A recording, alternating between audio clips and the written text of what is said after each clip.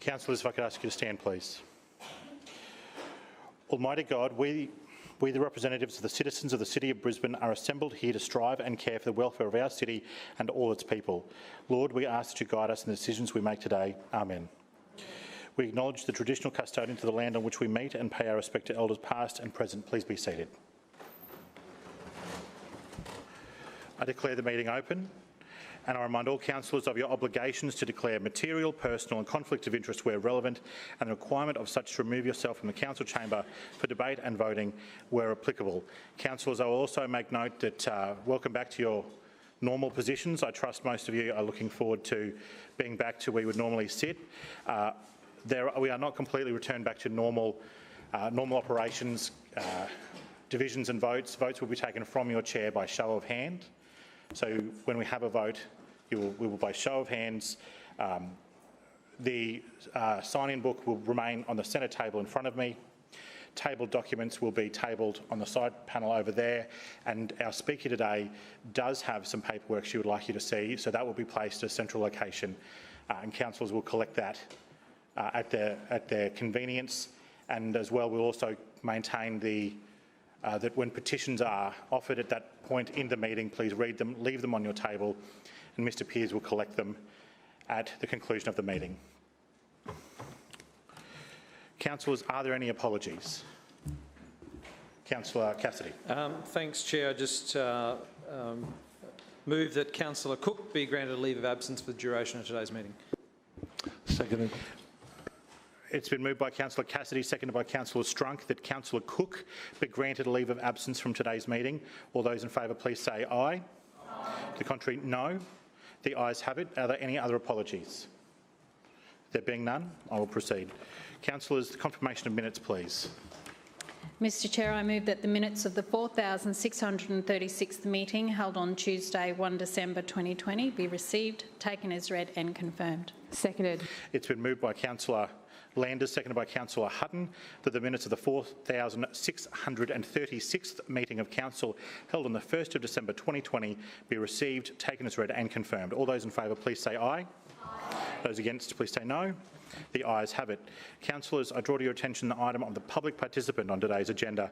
I'd like to call on Ms Penny Limbach, who will address the chamber on how Tangalooma Eco-Marines can assist Council in waste reduction and education.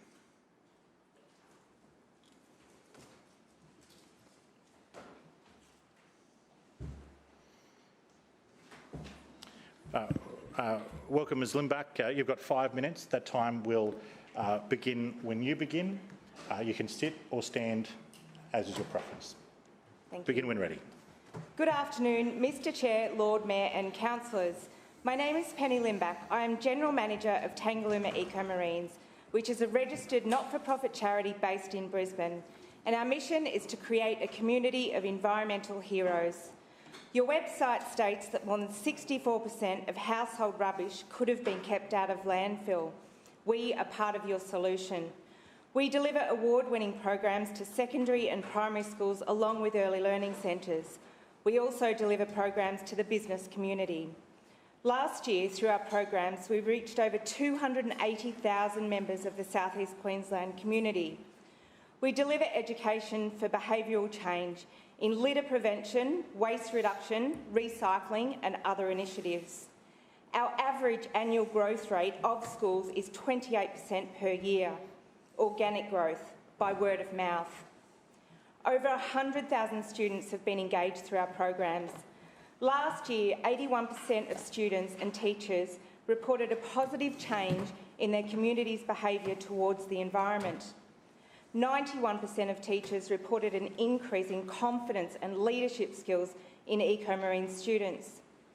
For every full-time staff member, we create over 500 volunteer opportunities. We are a registered DGR organisation and operate efficiently with administration costs under 15%. Our success is due to making conservation and environmental programs fun, engaging, educational and effective. So how do we help Brisbane City Council? We are cost effective. Our programs reduce waste sent to landfill, reduce litter, reinforce recycling and highlight the importance of our precious local environment.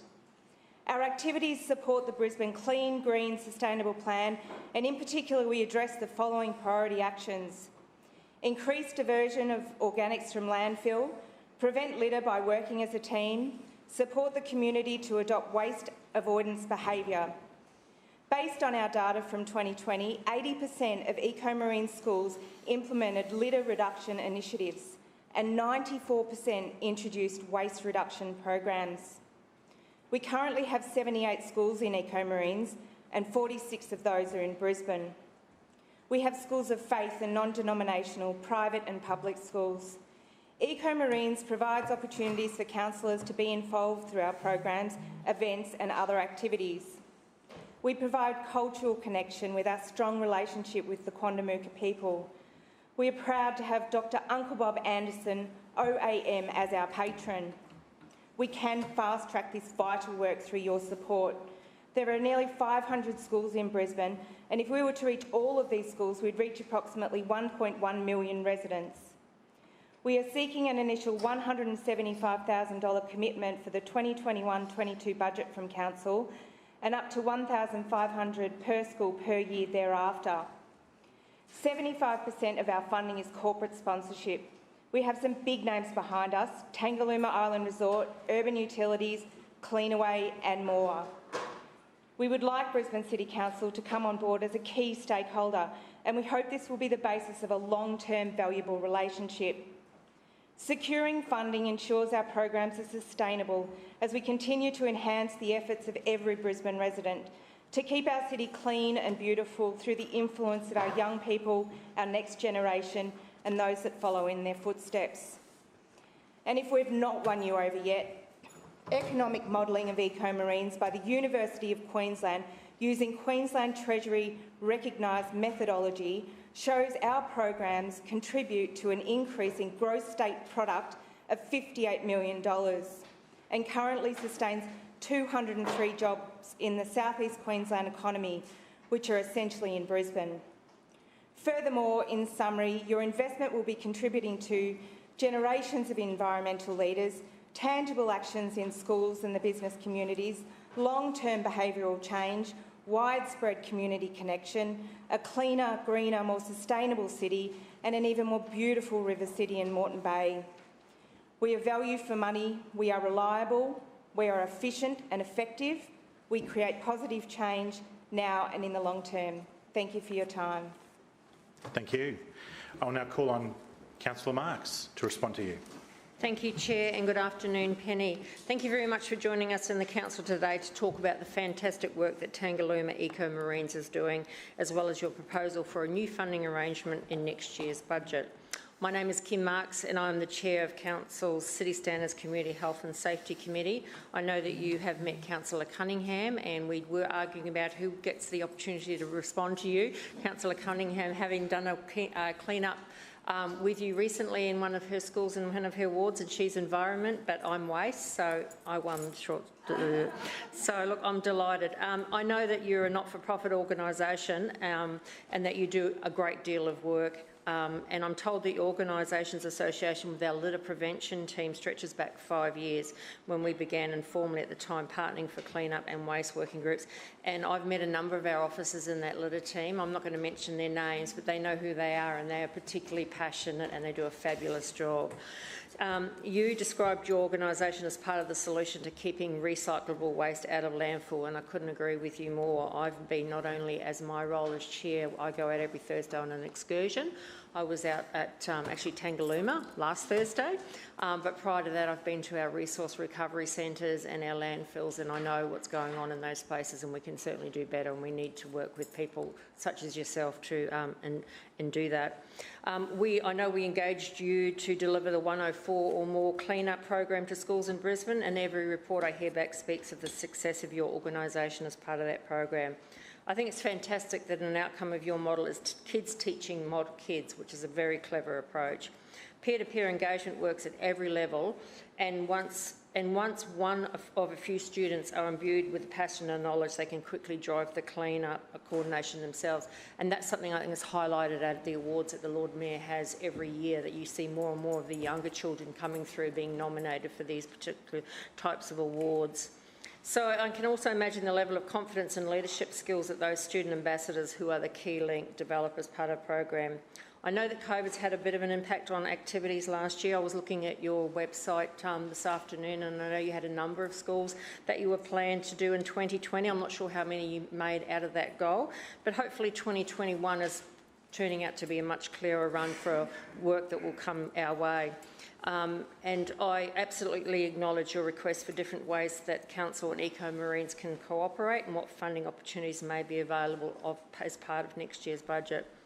Well, I can't stand here and commit to the funding proposal off the cuff of that $175,000 that you talked about. What I can say is I'm more than happy to talk to my fantastic waste team about what opportunities are possible and beneficial to all parties, and liaise with you directly about that. Obviously, I'll also be having a conversation with the Lord Mayor about it. He is as passionate as anybody in this place and our city about the clean, green and sustainable, which is what you've talked about, and we're very, very keen to make sure that we can do as much as we can in that space. Council is launching an education program coming up this year, and we really need to get the word out there that recycling, reusing and reducing is the way to go. So I'm really looking forward to working with you, and I know that Councillor Atwood also apparently knows you as well, so I'm sure she'll be keen to work with you as well in whatever way she can to, we have a mutual goal, and I'm looking forward to it. Thank you. Thank you. Thank you, Ms Limbach. Mr Pearce will assist you. Thank you for coming down.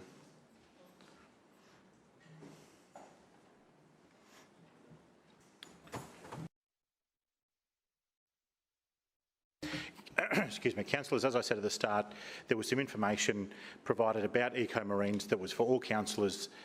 That is on the, I suppose you'd call it credenza on the side of the room here. Please collect it at your convenience. Councillors, I will now move to item 4 on the agenda. Are there any questions of the Lord Mayor or a chair of any of the standing committees? Councillor Mackay. Yes, my question is to the Chair of the Finance, Administration and Small Business Committee, Councillor Allen. Councillor Allen, the federal and state governments have both announced assistance packages as part of support to local governments to assist in the devastating economic consequences for cities in the wake of the COVID-19 pandemic. Could you outline to the Chamber the funding which this administration has been able to secure from both levels of government and what this will mean for Brisbane and our commitment to strong and responsible financial management? Councillor Allen. Thank you, Mr Chair, and thank you, Councillor Mackay, for the question. Certainly, this is a timely question from you for the first sitting of this session. COVID has not only hit the world economy, but has severely hampered our domestic and local economies. Challenges faced have included unemployment, business closure, subdued future economic prosperity and diminished confidence. While there are some early signs of improved economic activity, it remains incumbent on local governments to pursue measures to restore further economic drive. Whilst local governments cannot fully wear this responsibility, given the larger factors at play, we are in a position on the front line to initiate projects which support local supplier and employment opportunities. A way to support our local economy is to commence projects earlier than expected, effectively bringing them forward from future allocations. However, given current budgetary constraints, it can be difficult to facilitate this without grants from the state and federal governments. In the Brisbane City Council, we have been assisted generously by the federal Morrison Coalition Government through the Local Roads and Community Infrastructure Program, LRCI. In fact, this funding was so popular and demonstrated outstanding benefits to the communities across Australia that the Commonwealth Government has funded 2 successive rounds. The LRCI program aims to assist community-led recovery from COVID by supporting local jobs, businesses and procurement. Originally announced with $500 million, The Commonwealth extended it by $1 billion in the 2021 budget. In Brisbane, we've been successful in both LRCI grant rounds to the tune of more than $51 million. That $51 million that as a council will be able to invest into local projects which not only have great social benefit but also great economic benefit for struggling suppliers and enhanced employment opportunities. Through LRCI Round 2, the estimated jobs supported equates to more than 320. That's more than 320 jobs that can keep roofs over people's heads, food on the table and bills paid. I think it also adds a little more confidence to the local economy and takes away some of the doom and gloom that had pervaded in 2020.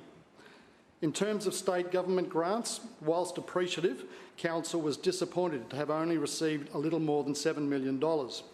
Given the population density in our council area, the number of jobs and businesses domiciled here, one would have thought we may have been offered a little more. Council was successful in receiving $5 million of the $50 million allocated to SEQ councils under the Works for Queensland's grant, and only $2.7 million of the $50 million Unite and Recover community infrastructure grant. Not to be petulant, but the commitment of the federal coalition government to support communities through these challenging times has been far greater than that provided by the state Labor government, the very government that has their head office right in the heart of this city. So while we are thankful for the grants provided by the federal coalition government in these circumstances, I think it is worthwhile to reflect on previous federal government performances. Of particular note is the comical politics from the Leader of the Opposition and his faux interview with none other than Mr Deficit himself, ex-Federal Treasurer Wayne Swan, espousing a range of dubious economic ideas. The great orators of economic success in the Labor forget ex-Treasurer Swan's ability to turn a $20 billion surplus left by the Howard government into a couple of $100 billion deficit in 7 budgets.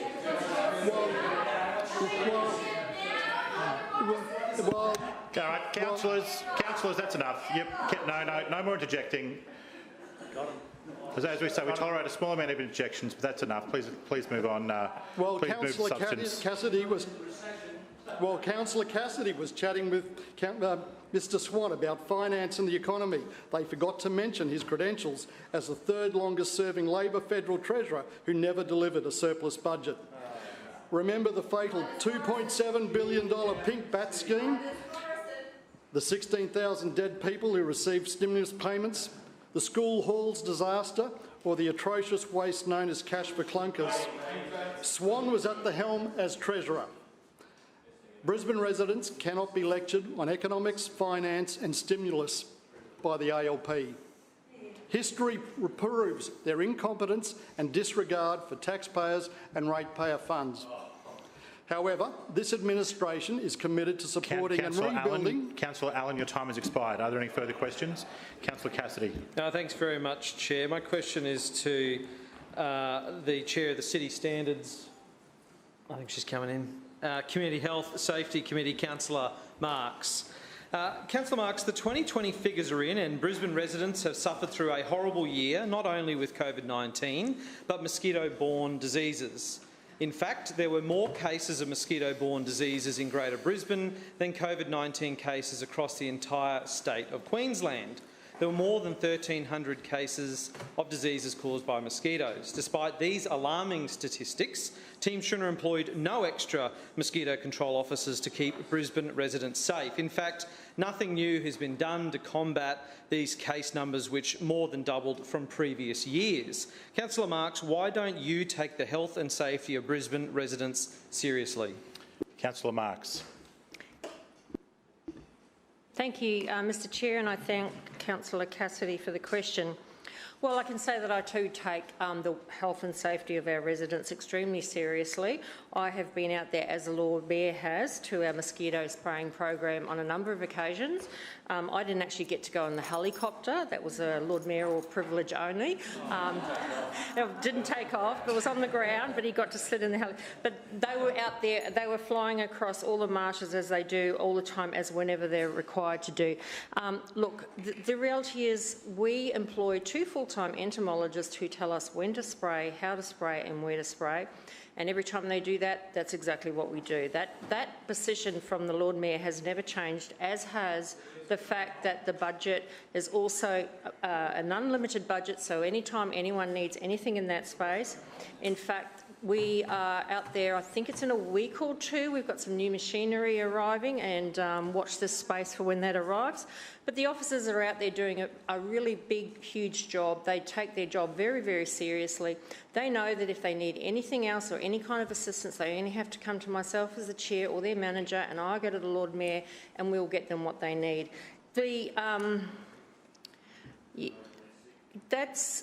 It's kind of offensive that they would suggest that the officers come to us and ask for something and we go as if, and then we're not going to give it to them. That is completely not true. I've actually spoken to, I'm well aware that you have been out there yourself, Councillor Cassidy, and been on the Argos. Councillor Marks, could you please address all your comments? Sorry, through you, Mr Chair. Me, please? Sorry, through you, Mr Chair, I'm aware that No, that wasn't an invitation for interjections.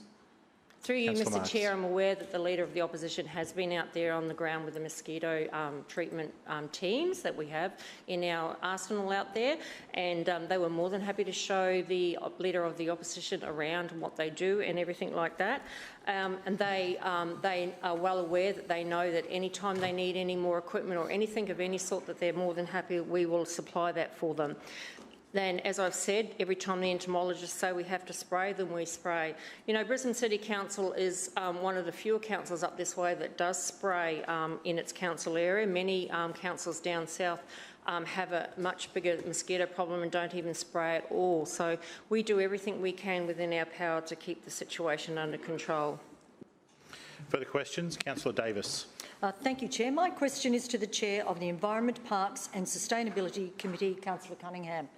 Councillor Cunningham, we have heard from Councillor Allen that the federal government has recently approved over $40 million in funding for council projects as part of their COVID-19 economic assistance plan. Could you outline the projects that will be brought forward, as well as those new projects that will be delivered for the residents of Brisbane, thanks to this support from the Morrison government? Councillor Cunningham. Thank you, Mr Chair, and thank you, Councillor Davis. Well, it's great to be back in Council for a new year, and what a year it will be for Brisbane, with the projects announced today that will be fast-tracked thanks to the Morrison government support. Councils work hard on the ground every day on local projects that matter to local people and help kickstart the local economy. The federal government recognises this, and that's why we're seeing significant investment here today. Last year's council budget was all about prioritising our economic recovery with relief for households and small business and support for projects from the hyperlocal scale to city-changing projects like Brisbane Metro, Green Bridges and, of course, my personal favourite, the transformation of Victoria Park. This injection of funds from the Morrison government will allow us to do even more and sooner, boosting the economy and making Brisbane even better in the process. I'd like to take the time to update the Chamber on the projects in my portfolio which have been funded through this federal grant. Across the city, our environment and wildlife will benefit from the federal grant, with over $1 million in funding for remediation works and fauna movement infrastructure. Works funded include the clean-up of properties acquired through the Bushland Acquisition Program, enabling Council to restore significant habitat across these properties and also establish these properties as conservation reserves that are accessible to the Brisbane public. Council will also install and renew fauna movement infrastructure across key road corridors in Brisbane to help protected threatened species such as koalas and improve driver safety. Last year, the award-winning Oxley Creek Transformation Project delivered the award-winning nature-based parkland at Larapinta. I'm pleased to advise that this year, over $4.6 million will be spent to kickstart the Archerfield Wetlands project. And I trust that Councillor Griffiths, through Mr Chair, will be very excited to see this project come to life. This funding will see 2.7 kilometres of the Greenway established, opening up what is currently a closed green space site for recreation opportunities such as walking, jogging, cycling and birdwatching. In addition to the management and access tracks, There will be other enhancements to the natural environment with the 150-hectare site, plus the installation of interpretive and wayfinding signage. At Davies Park in West End, we have $700,000 in funding for further improvements, building on works completed just last year. Improvement options could include a disability accessible pathway from the park to Riverside Drive, a pathway around the village green to extend scooter and skate play, and new play spaces for young children, plus landscaping works. Also in the inner suburbs, in Councillor McLaughlin's ward, we have $220,000 for the installation of a new dog off-leash area at Waterfront Park, Newstead, improvements to open space and landscaping. Mr Chair, of interest to you will be the delivery of a signature playground at Windsor Sports and Community Park.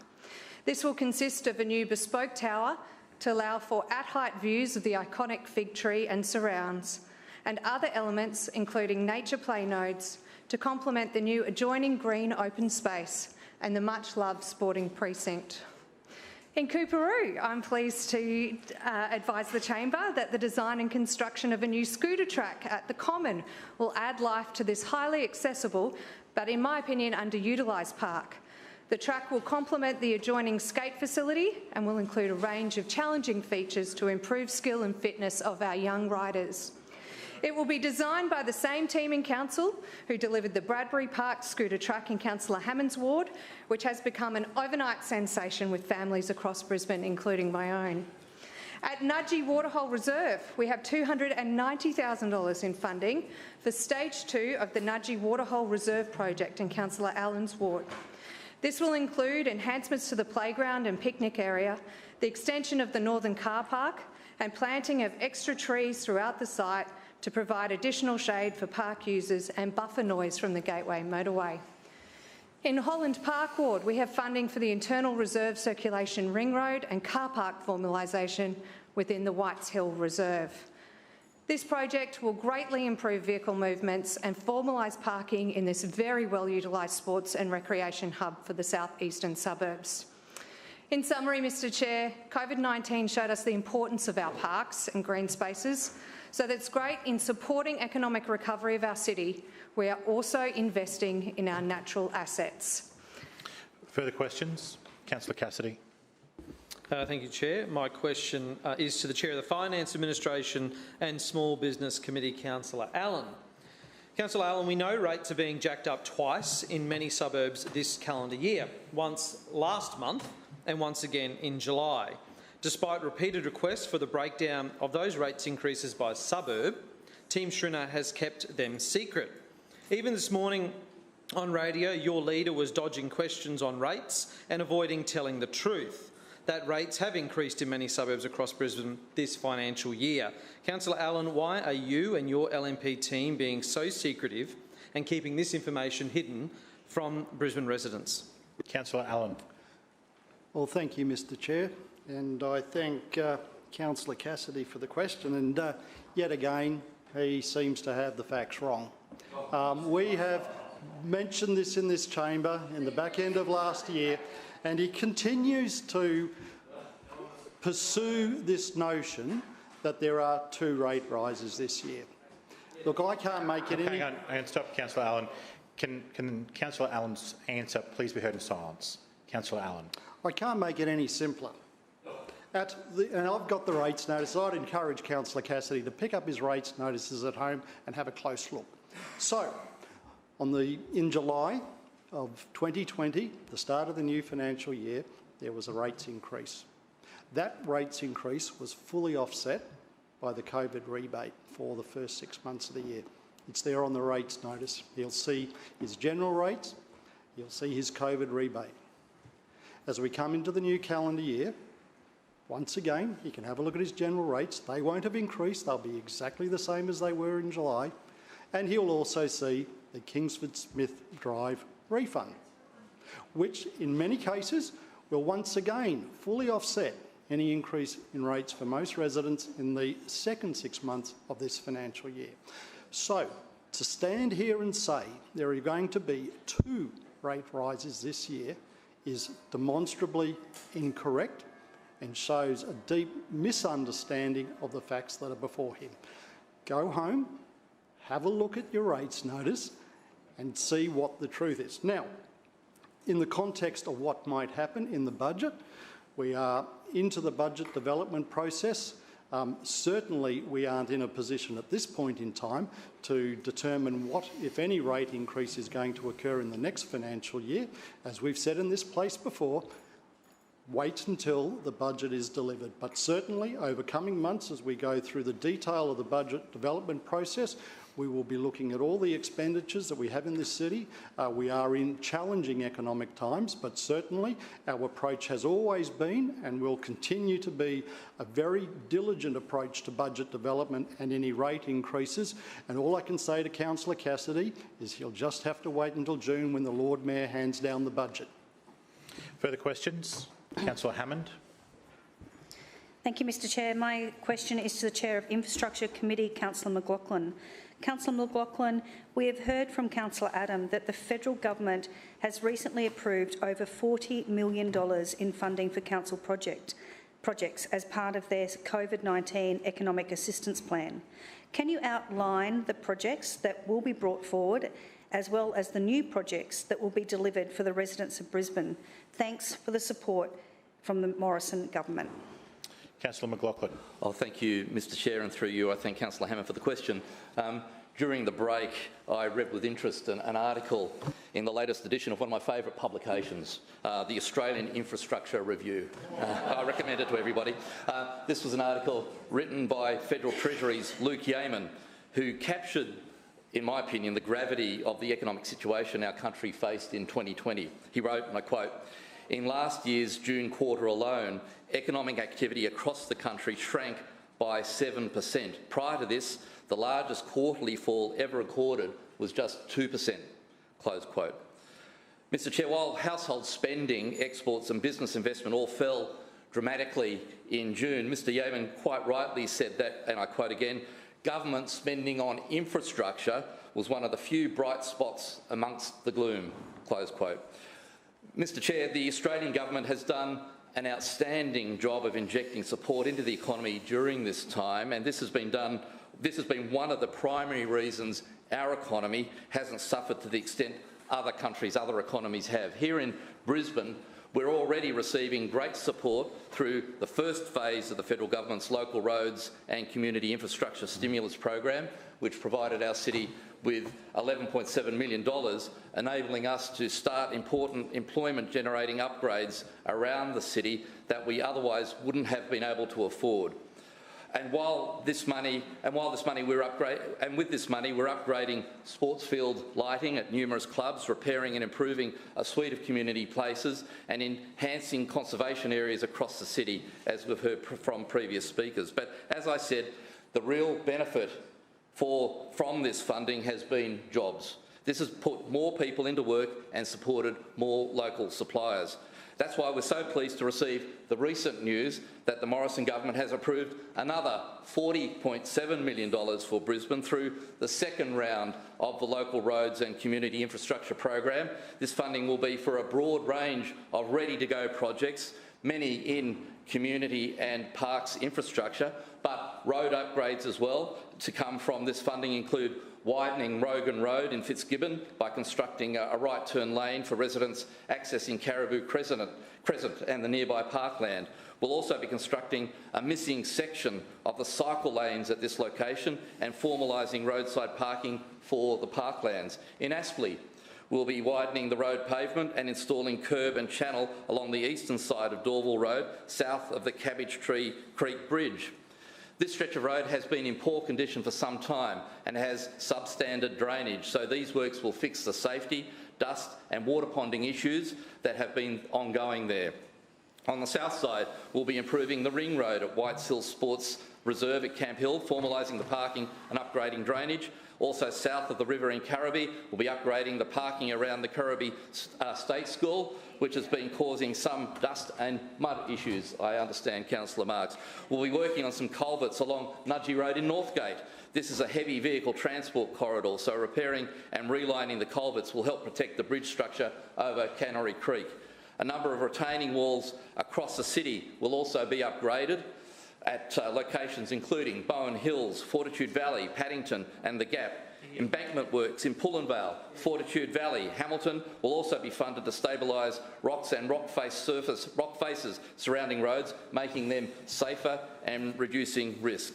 Mr Chair, this will be in addition to the LRCI Phase 1 funding projects, which included upgrading plumbing, roofing and flooring at community facilities at Balmoral Park, fixing the playground, the playing surfaces in Salisbury Recreation Reserve, upgrading fencing at Regent Park in Cannon Hill, improvement works in the Tinchitamba wetlands and lighting upgrades at sporting clubs in Wynnum West, Inogra and Newmarket.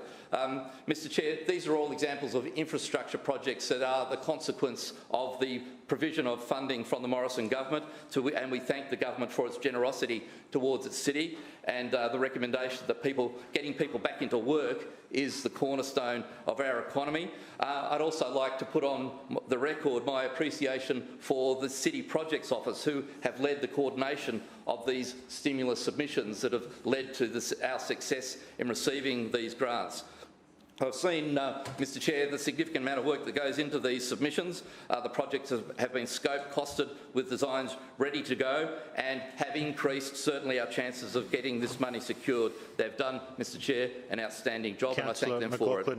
Your time has expired. Further questions? Councillor Johnston. Yes, thank you. My question is to the Lord Mayor. Recently, I sought a briefing on the Ipswich Road speed reduction matter of critical importance to my community. To make it easy for Council, I asked it be a joint briefing with Councillor Griffiths, as Ipswich Road divides Moorooka and Tennyson wards. The CEO of Council, Mr Colin Jensen, has officially said no, and today Councillor McLaughlin, Chair of the Infrastructure Committee, also said no. As this is such an important safety project in our wards, will you intervene and use your power as Lord Mayor to facilitate a briefing with Council officers for Councillor Griffiths and myself? It's just a briefing on a local project. So why is it Council won't talk to the local councillors? The Lord Mayor. Thank you, Councillor Johnson, for the question. Unfortunately, the claims made in the question are just simply not true and highly misleading. First of all, Council CEO, Mr Colin Jensen, acts at all times in compliance with the laws that we all operate under. And so, Councillor, please allow the answer to be heard in silence. And so, if a councillor is entitled to a briefing on something, they will get a briefing on something. If they're not, they will not.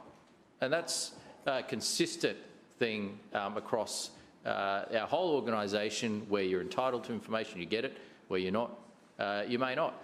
But I would tell you, it's very different to the situation in the state government, where no one gets a briefing on anything.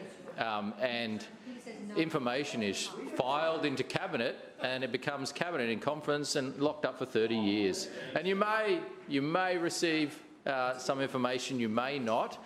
But if you're a local state member and you go to a minister asking for a briefing on a project, chances are what you will hear is crickets. And so no one is doing anything inappropriate here. Councillor Johnston, please allow. You've asked a question. I assume you want to hear an answer. Please allow the answer to be heard in silence. The Lord Mayor. I've asked you to be silent, please, so that the answer to the question you've asked can be heard. The Lord Mayor. As I said, the compliance with legislative requirements are something that our CEO takes very seriously. And if you've got any claims along those lines, well, I suggest that you pursue them. But our CEO plays a straight bat, as he should. But here's the thing. This issue of the Ipswich Road speed limit is a classic Councillor Johnston issue, where there is so much smoke and mirrors involved that she is distracting from the original issue here. This is about the speed limit. She's talking about briefings and whether she gets a briefing or not. She was then claiming at multiple times in the past that it was all our decision. And remember how these things work. Bad news, it's our fault. Good news, she's achieved the outcome. That's the way it works. That's the way it works. But any suggestion that the state may have a role, oh no, it's all council. Council's blocking this, council's done the wrong thing, council's not facilitating an outcome. Point of order. Point of order, Councillor Johnston. Yes, Mr Chairman, my question is, my point of order is about relevance. My question was, will the Lord Mayor intervene and facilitate a briefing for Councillor Griffiths and myself? Your question was clearly about the Ipswich Road issue. That was much of the question was about framing that, and the Lord Mayor is addressing that. What I can do now is I can go one step better, Councillor Johnston. I am going to brief the entire chamber right now on this issue and give you the latest information. I will explain exactly what's happened here. Now, there was ongoing debate, correspondence back and forward and petitions about a change to the speed limit on Ipswich Road in this location. Some councillors will recall this debate. And Councillor Johnston has consistently tried to blame council on this matter for not getting an outcome that she wants. And what happened most recently is we had a debate in council, I think it was before Christmas, where we actually agreed with Councillor Johnston. Remember, she moved a motion, we voted in favour of it because we agreed with her. The next step was actually to submit the results of that motion to the state government and to get them, once again, to have a look at the speed limit and what could be done to change it. Now, we voted in this chamber in support of a 40-kilometre-an-hour limit, and I personally supported that, as did members across the chamber. What has happened... I'm briefing you now. That's fine. I'm happy to sit down if you're not happy with getting this information. So we then went to... Yeah, it is a joke that I'm providing information and Councillor Johnston doesn't want to hear the results, doesn't want to hear the response. Councillors, there's a question's been asked, an answer has been provided. Please allow it to be heard, the Lord Mayor. At least, Councillor Cassidy, Councillor Johnston has the backbone to ask me questions, unlike you. Now, we wrote to the state government and said, this is the results of the debate, this is the motion we moved in council and it was carried. Let's have another look at this. We then have, on the 14th of January, received a letter back from the state government saying, no, 50 kilometres an hour is the only speed limit we will accept.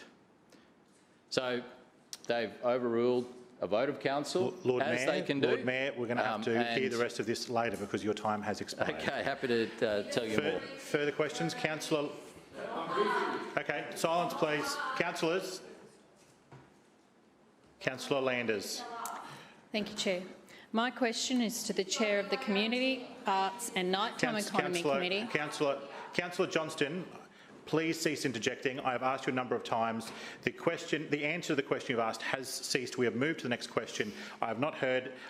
Councillor Landers was asking it and I cannot recall a word from it because of the noise. Councillor Landers, please begin your question again. Thank you, Chair.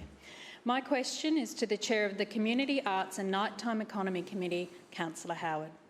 Councillor Howard, we have heard from Councillor Allen that the federal government has recently approved over $40 million in funding for council projects as part of their COVID-19 economic assistance plan.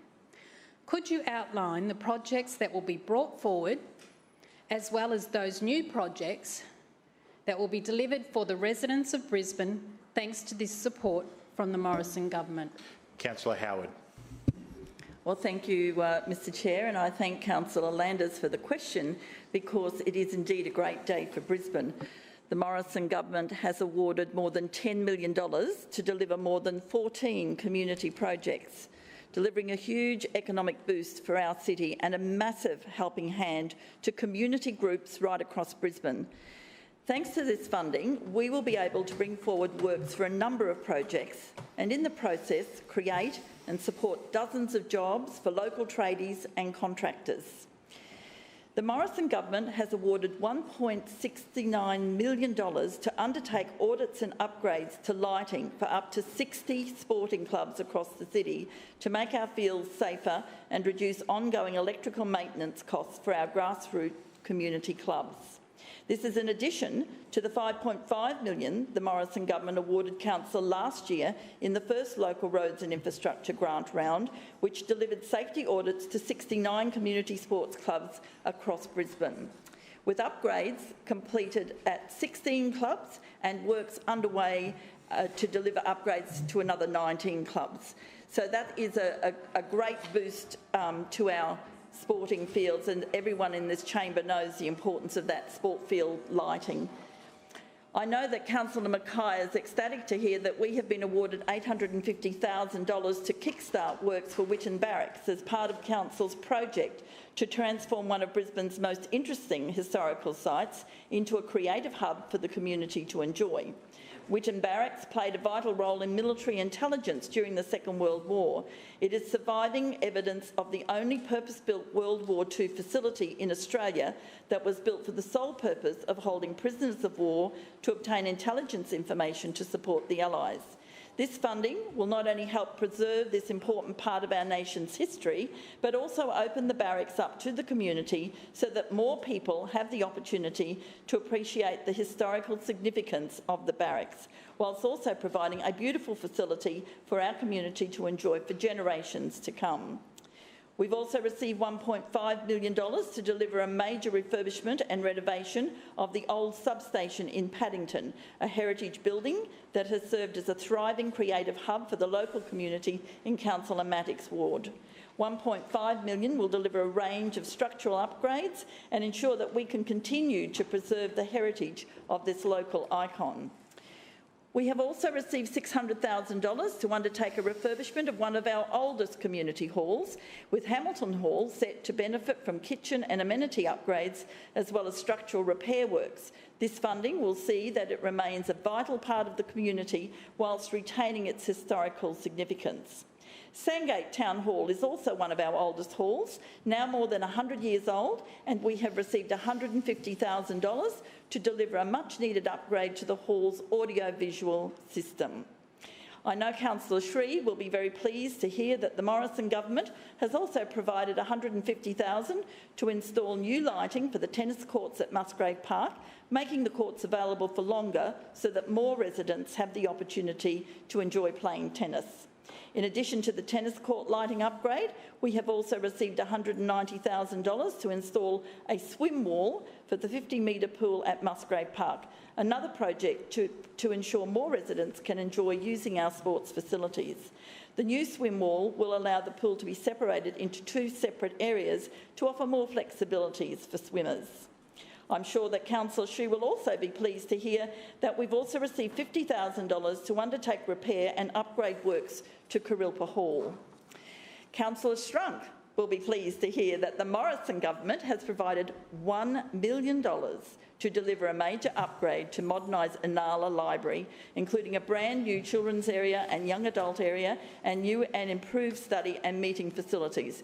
And this chamber knows very much the importance of our libraries, and this is a great investment into this city. We will deliver over $1 million of repairs and maintenance works to various community facilities across the city as part of a $1.25 million package to deliver community facilities for residents to enjoy. And I'm sure that Councillor Johnson will be pleased also to hear that we have secured $200,000 to deliver a new roof and other structural repairs for the Brisbane Bridge Centre at Yeronga Memorial Park. This $10.8 million package will support a year's worth of employment and support local businesses and industry. Councillor Howard, your time has expired. Are there any further questions? Councillor Griffiths. Yes, thank you, Mr Chair. My question is to the Chair of Public and Active Transport Committee, Councillor Ryan Murphy. Councillor Murphy, as I'm sure you're aware, Council awarded 2 concessional leave days to all full-time and part-time council employees for their hard work during the pandemic. During the peak of the pandemic, a lot of full and part-time frontline workers, like bus drivers, were sent home because they were in the at-risk category. To fill the void, casual workers risked their health and stepped up to serve Brisbane residents. Casual workers, however, were not awarded the 2 concessional leave days. Now, Team Schrinner's excuse for that was that these leave days weren't covered. by the EBA. But the EBA also didn't cover full-time or part-time workers for this either. Councillor Murphy, you also called council's job... Councillor Griffiths, can I ask you to direct the question to me, please, rather than... Yeah, sure. To you, Mr Chair. But Councillor Murphy, through you, Mr Chair, you also called council's job, quote, cosy in this chamber in September last year. Now, this LNP administration denies casual bus drivers concessional days, even though many of them worked on the front line during the pandemic. Do you think hard-working council employees who risked their health during the pandemic would appreciate being denied concessional leave days and their jobs being called cosy? Councillor Murphy. Thank you very much, Chair, and thank you, Councillor Griffiths, for the question. Councillor Griffiths will know that we are one of the largest bus operators in the country and the city's major provider of public transport. And Council is absolutely committed to the staff who provide that transport. 78 million trips per year taken on our bus network. We employ more than 2,200 bus operators, and they are our ambassadors out there on the roads for Council, delivering an important daily service for the community, and I thank them for the hard work that they provide. Now, there is no doubt that the COVID pandemic has generated significant challenges for our community. However, Brisbane ratepayers still expect efficient and effective delivery of public transport services, and I'm very proud to say that working hand in hand with our employees in Transport for Brisbane, we have achieved that. In response to the pandemic and in compliance with federal and state health direction and guidance, Council's already put in place a number of measures, including pandemic leave, to help support our workforce, including our casual employees, during these very challenging times. At the end of August, the Lord Mayor sent an email out to all Council staff advising them that due to the challenges that we had faced this year, Council would be extending an additional 2 concessional leave days on Thursday the 7th of January and Friday the 8th of January to full-time and part-time employees rostered to work on these dates. Now, this would be in addition to the provision of 1 concessional leave day, which can be used on the following days: Tuesday the 29th of December, Wednesday the 30th of December, or Monday the 4th of January. Now, after further consideration, the Lord Mayor determined that 2 additional concessional leave days would be made available to full-time and part-time EBA employees who are not rostered on the nominated dates. Now, neither of these nor concessional leave form part of Council's industrial arrangement that have been provided at Council's discretion during this testing period. Now, Council continues to make many accommodations for employees during this time, many of which would not have been afforded to employees in other sectors of the economy, certainly not casual employees. I would like to acknowledge my appreciation for all of our 2,100 plus bus drivers and everyone who works at our depots to ensure that our residents can get to and from work where they need to go each and every day. Further questions? Councillor Hutton. Point of order, Chair. Point of order, Councillor Cassidy. I move the suspension of standing orders to enable me to move the following urgency motion, that Brisbane City Council awards all of its casual employees 2 paid concessional leave days in recognition of their contribution during the pandemic. Would you still like me to email that through? Yes, please. Second. We will maintain that. Excuse me, I have a urgency resolution proposed by Councillor Cassidy, seconded by Councillor Strunk. That will be distributed electronically to all councillors momentarily. While we wait for that, Councillor Cassidy, could you please begin? You have 3 minutes. Point of order, Mr. Chair. Point of order to you, the Lord Mayor. I have a very serious point of order, and I would ask that you ask Councillor Cassidy if he is satisfied that he is fully in accordance with the new conflict of interest laws. I'm referring to donations that the Council Labor team may have received from unions and the requirement of the Act for a councillor when conflicted not to influence or even discuss matters with a person who may be making a decision of Council. Now, we're being asked to make a decision here by voting on this, and this is a very serious matter. Excuse me.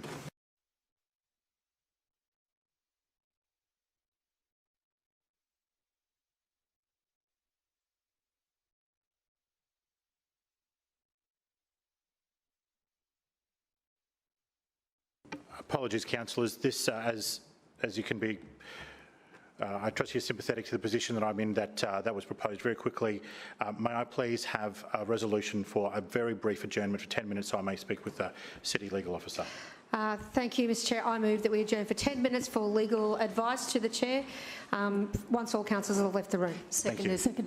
The resolution as proposed by the Deputy Mayor, seconded by Councillor Landers, that a brief intermission of 10 minutes commencing when all councillors vacate the chamber be granted so this can be given proper consideration.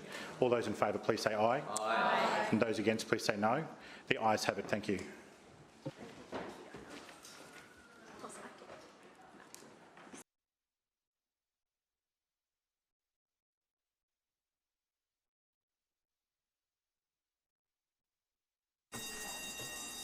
Right.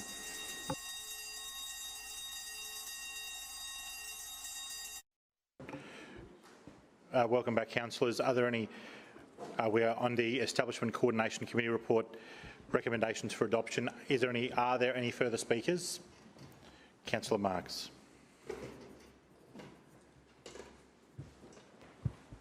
Thank you, Chair. I rise to speak on item D, which is the increase to fees and charges levied for the disposal of commercial solid waste. As the Lord Mayor has correctly said, the state government introduced a waste levy for BCC and other LGAs of $75 per tonne in 2019, increasing the cost of disposing of waste for our residents. Now, we did see a deferment of a $5 increase by 6 months. There was a state budget handed down on the 1st of December that confirmed the $80 rate would take effect from the 1st of January. So the purpose of this item is to reflect the state's increase in what is charged for commercial transactions at our resource recovery centres. This is done by an amendment to the schedules of fees and charges. It is a modest increase to the commercial rate, as the Lord Mayor has pointed out, at its most basic, a 60-cent increase per 100 kgs for a standard vehicle and trailer visiting our RRCs. The state government has indicated that we can expect to continue seeing incremental increases to the waste levy rate. It's therefore unfortunately necessary to keep our commercial rates in check with those increases. Thank you. Further speakers? Councillor Johnston. Yes, I rise to speak on item A and item C. Firstly, with respect to item A, the Microsoft Digital Business Platform, I share some of the concerns that Councillor Cassidy has expressed regarding the management skills of the LNP administration to deliver on this project.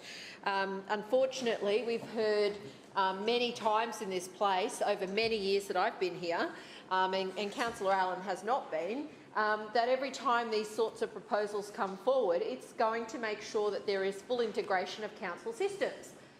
You know, I think last time it was going to be 63 systems were going to be combined into one.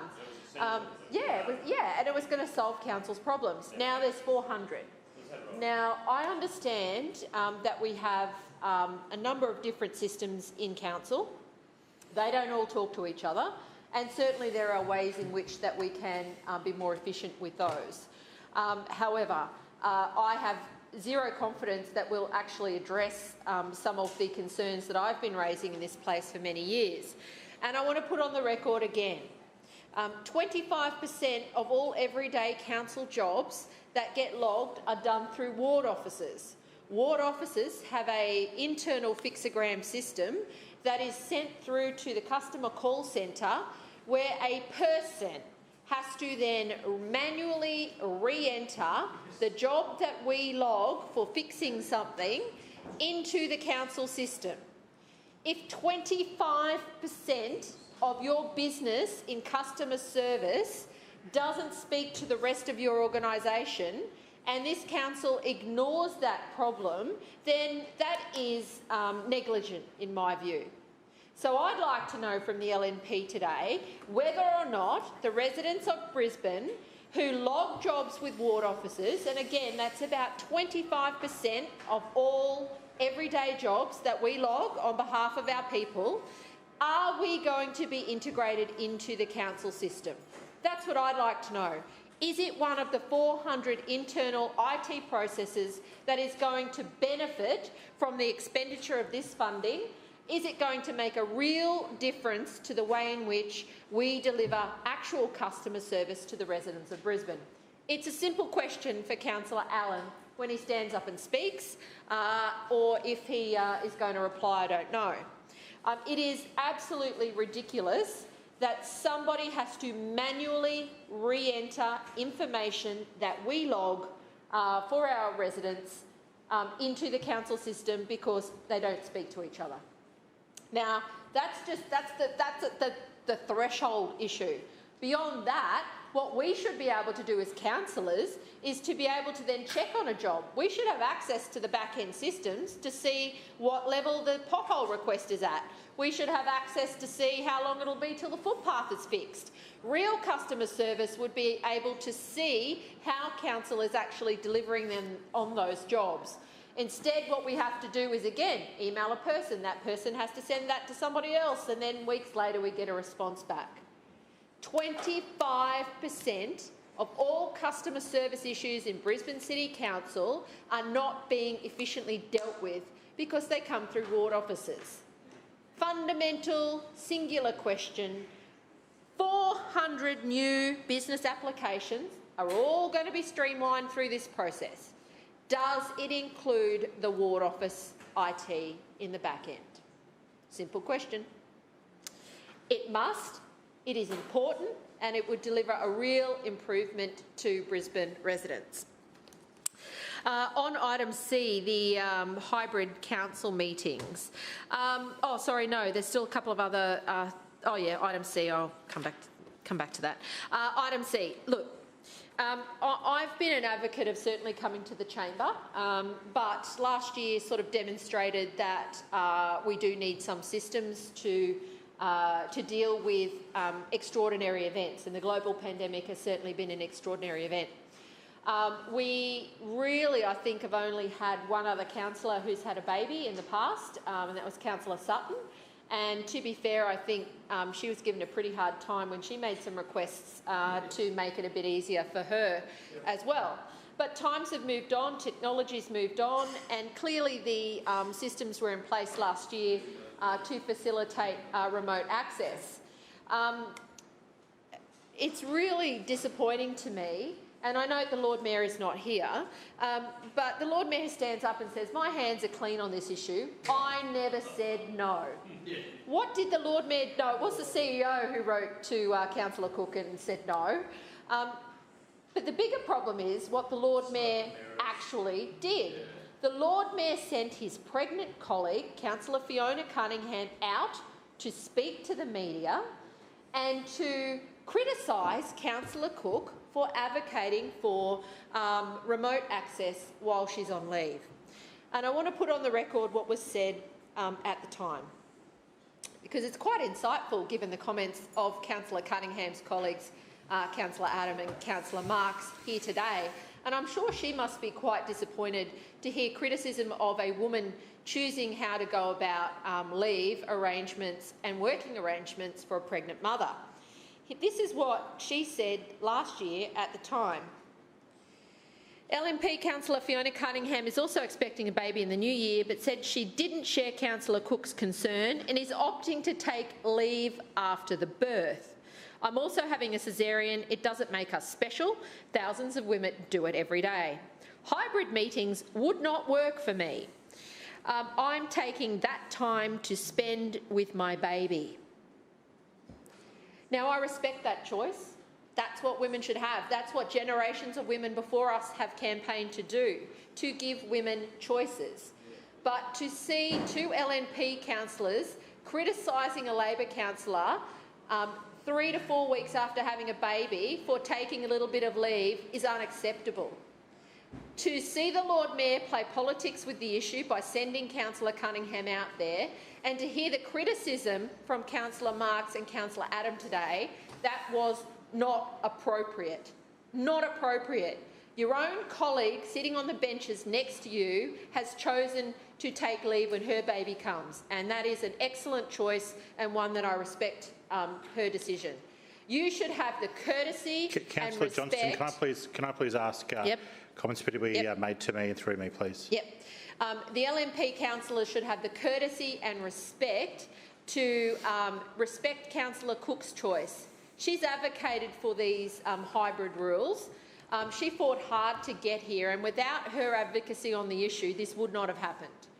I think if she had have been here today, she would have been mightily offended by what happened earlier. And I just want to say to her, if she is listening at home, which I hope she's not, you know, I really hope that she's resting and, you know, taking a little bit of time to recover, that her choices are ones that I support. I'll support Councillor Cunningham's when her choices are made as well. But it is not okay to criticise another woman for making the choices that suit their family and suit their life. It's our job as councillors to support those decisions and, as we are doing today, to put in place flexible arrangements so that more people can benefit from participating in council meetings. Now, presumably pandemic issues may come up again this year and we'll have the ability to deal with that. I know that some councillors in here, for example, Councillor Hammond, took extensive leave a couple of years ago for medical issues, as did Councillor Richards at the time. And if this system had been available to them, it might have been of benefit at that time as well. So there may be medical issues that come up for people, and it will also be very good. What I don't support is the fact that the CEO apparently has to sign off on this. The system is available to us. We should certainly have the right to choose whether to do it based on our own decision-making process. I don't support a council officer or the chair having veto rights over whose decision about attending virtually can be made. And I certainly hope there is not going to be any problem when people bring forward a reason, perhaps on medical grounds or family issues or any other reason, because this needs to be fair, consistent, and it really should be left to councillors to make that decision in good conscience, and it should not be policed by people who are partisan and that are employed by people who are partisan. So I don't think that that is the appropriate approvals mechanism, but certainly it is good that there will be the options there for people. Councillor Johnston, your time has expired. Are there further speakers? Any further speakers at all? Councillor Strunk. Yep. Thank you, Chair. And I rise to speak on item B, contracts and tendering, on specifically contract 5, which is the State Emergency Services Richlands Garage Extension. If anyone's ever been out to that State Emergency Services facility at Richlands, I think you'd be quite proud what Brisbane City Council has been able to achieve in that space, which is the old Richlands State School facility, or land that was part of the old state school facility. There is quite a large garage now as well, which currently, which I think is 5 or 6 bays, and it appears that they need to extend that to I suppose, I think there's quite a good, forward-thinking in regards to what's actually coming down the pike over the next 10 years, they reckon, and of course that is more severe storms, and more storms and more severe storms, and it's all to do with climate change. And I think it was very reasonable for the SES to, of course, want to increase the capacity to respond to the needs of the local community, or the Brisbane community, as I don't know what their catchment area is for that specific depot. But the reason they're having to do that, of course, the reason we're having to spend almost $250,000 is because, and a lot has been said about the Morrison government here today, and the money that they've been giving council to do infrastructure. But really, their lack of a plan for climate change is something that is causing, obviously, facilities like the SES to have to think ahead of what's coming down the pike. And I took great interest in, of course, what's happened in the Northern Hemisphere. Not just their storms and all the rest of it, but the change of administration in the United States, where the incoming president has told all of his cabinet that they have to think about climate change when it comes to any new policies that they would like to see implemented, that it all has to have that climate change thought, and they have to respond to the climate change that is happening today. And I just, so I think, well, whereas I know we've had a lot of people talk about I think we've mentioned the Morrison government here about 25 times today, but I just want to put it on the record that I thank you very much for the money, but I think we need a plan for climate change implemented, and so that Australia can do what it needs to do in response to climate change, so that the SES don't actually have to keep growing the facilities that they undertake. Thank you. Further speakers? Any further speakers at all? No? No further speakers? Oh, Councillor Murphy. Thanks very much, Chair. I just rise to speak to item B, contracts and tendering, specifically the contract 11, the Transport for Brisbane Board. Now, we know, Chair, that across Council there's a wide range of advisory boards and groups which provide input and guidance into Council's programs and projects to ensure that outcomes of those projects meet community needs and deliver Council's vision for Brisbane. Now, many of these advisory boards and groups require representation by community or industry leaders that have been chosen on the basis of their expertise or experience in a particular field. The Transport for Brisbane Advisory Board is critical, ensuring that the organisation, which moves over 78 million passengers annually, has a strong level of strategic guidance and advice. And there's never been a more important time to have practical industry experience on this board, and its now reconstituted membership will make it a powerhouse board as Transport for Brisbane faces some of the most significant challenges to its business in decades, with Brisbane Metro, new vehicles, a new depot, new infrastructure, and of course the new network for the residents of Brisbane. Now, Transport for Brisbane Board appointments are for an initial term of 1 year, with one optional extension of up to 1 year for a maximum term of 2 years. The estimated expenditure over the maximum term of 2 years is $250,020. Now, the arrangements were made under Exemption 14 of Section B4 of the Strategic Procurement Policy 103, which allows an exemption when it comes to tendering for procurement of advisory board members. Rationale for this procurement meeting exemption is as follows. So 1, Council requires the provision of advisory board services. 2, the board members that have been chosen have been identified as suitably qualified and holding other board or senior executive positions. And this was confirmed independently by Council's Stores Board. And thirdly, board services are unsuited to traditional tender processes, as candidates are often widely acknowledged leaders in their field and are approached directly to provide their services. They are unlikely to respond to a public tender process. Now, the board underwent a renewal in 2020 following their last meeting in March last year, and the board at the time consisted of the following board members: Carolyn Barker AM, who is the chair, Ken Freer, Jared Painter, Carol Cashman, Raywin Bailey, and of course the Transport for Brisbane executive, Jeffrey Beck. Now, the former board members, under the stewardship of the continuing chair and the Transport for Brisbane Chair Jeff Beck, have been involved in key deliverables that have increased the livability of the city, including the commencement of the Metro project, the introduction of electric scooters to our city, expanding the bus fleet, and merging the Ferry and CityCat team within and under the Transport for Brisbane umbrella.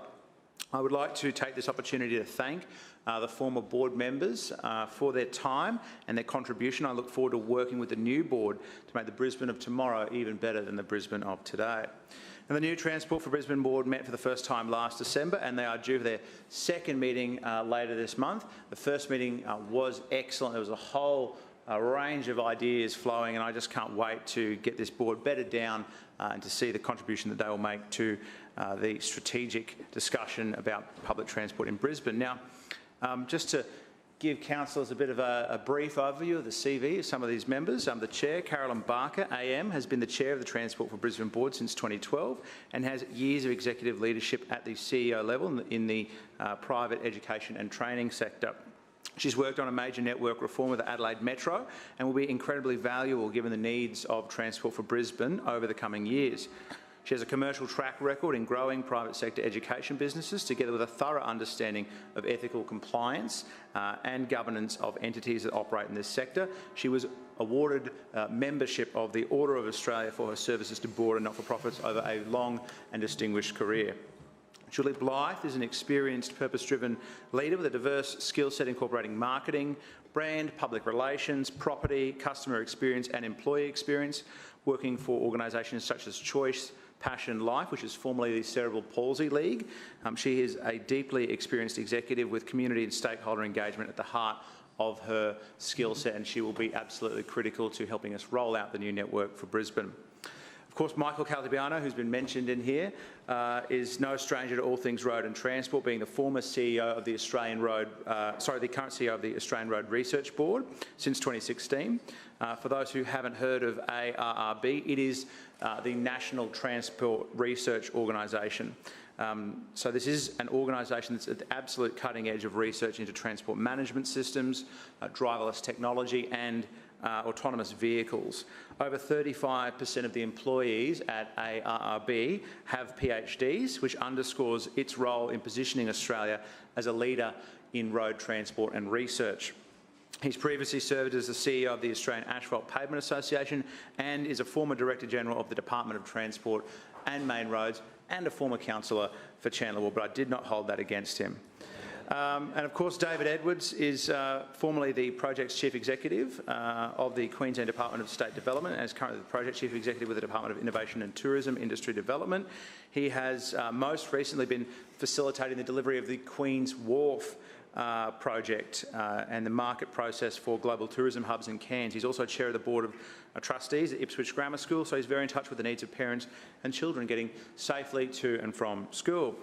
John Grolton has been involved in the civil engineering and transport sector over 40 years, serving mainly government through senior positions in the Department of Transport and Main Roads and Coordinator General's Department. So he has a wealth of knowledge when it comes to the building and construction industry, as well as road and rail transport in Queensland. And the final member is, of course, Geoffrey Beck. I think most of us in the chamber have met and have a great deal of respect for the head of Transport for Brisbane, the divisional manager, former brigadier in the Australian Army. He served a number of executive roles in council before coming to Transport for Brisbane.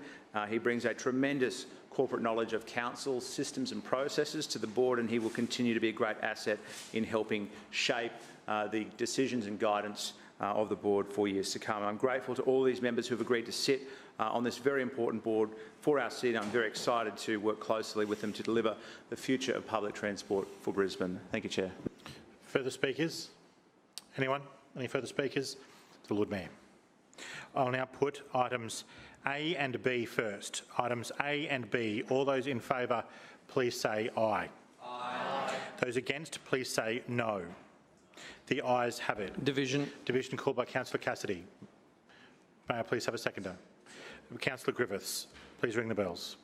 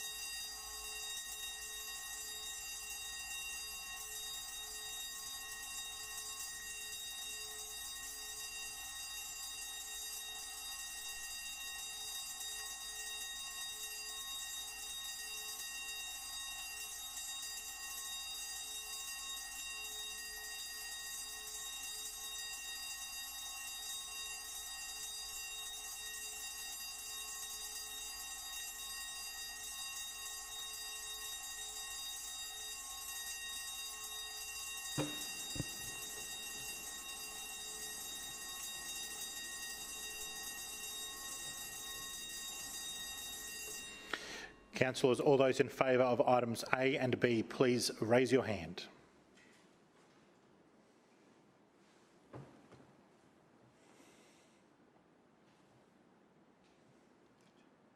Thank you. Those against, please raise your hand.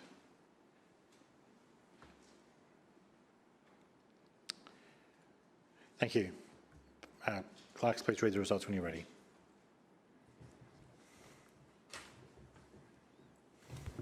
Mr Chair, the ayes have it, the voting being 17 in favour, 1 against and 4 abstentions. The ayes have it. Councillors, items C and D. On items C and D, all those in favour, please say aye. Aye. And those against, please say no. The ayes have it. The ayes have it. We'll continue on. Councillors, the Establishment and Coordination Committee decisions for information purposes. The Lord Mayor. Thank you, Mr Chair. I move that the report setting out the decisions of the Establishment and Coordination Committee as delegate of council during the summer recess 2020 to 2021 on matters usually considered by that committee be noted. Seconded. It's been moved by the Lord Mayor, seconded by Councillor Landers, that the report setting out the decisions of the Establishment and Coordination Committee as delegate of the council during summer recess 2020-2021 on matters usually considered by that committee be noted. Is there any debate? The Lord Mayor. Yes, Mr Chair. Item A is the SCP, or Significant Contracting Plan for Trade and Building Maintenance Services. The item is to approve a new tender being released to the market to form a new panel of suppliers for trade and building maintenance services. The new panel will be in place for a period of up to 7 years commencing from the 1st of October this year. The value is estimated to be $10.7 million a year in work.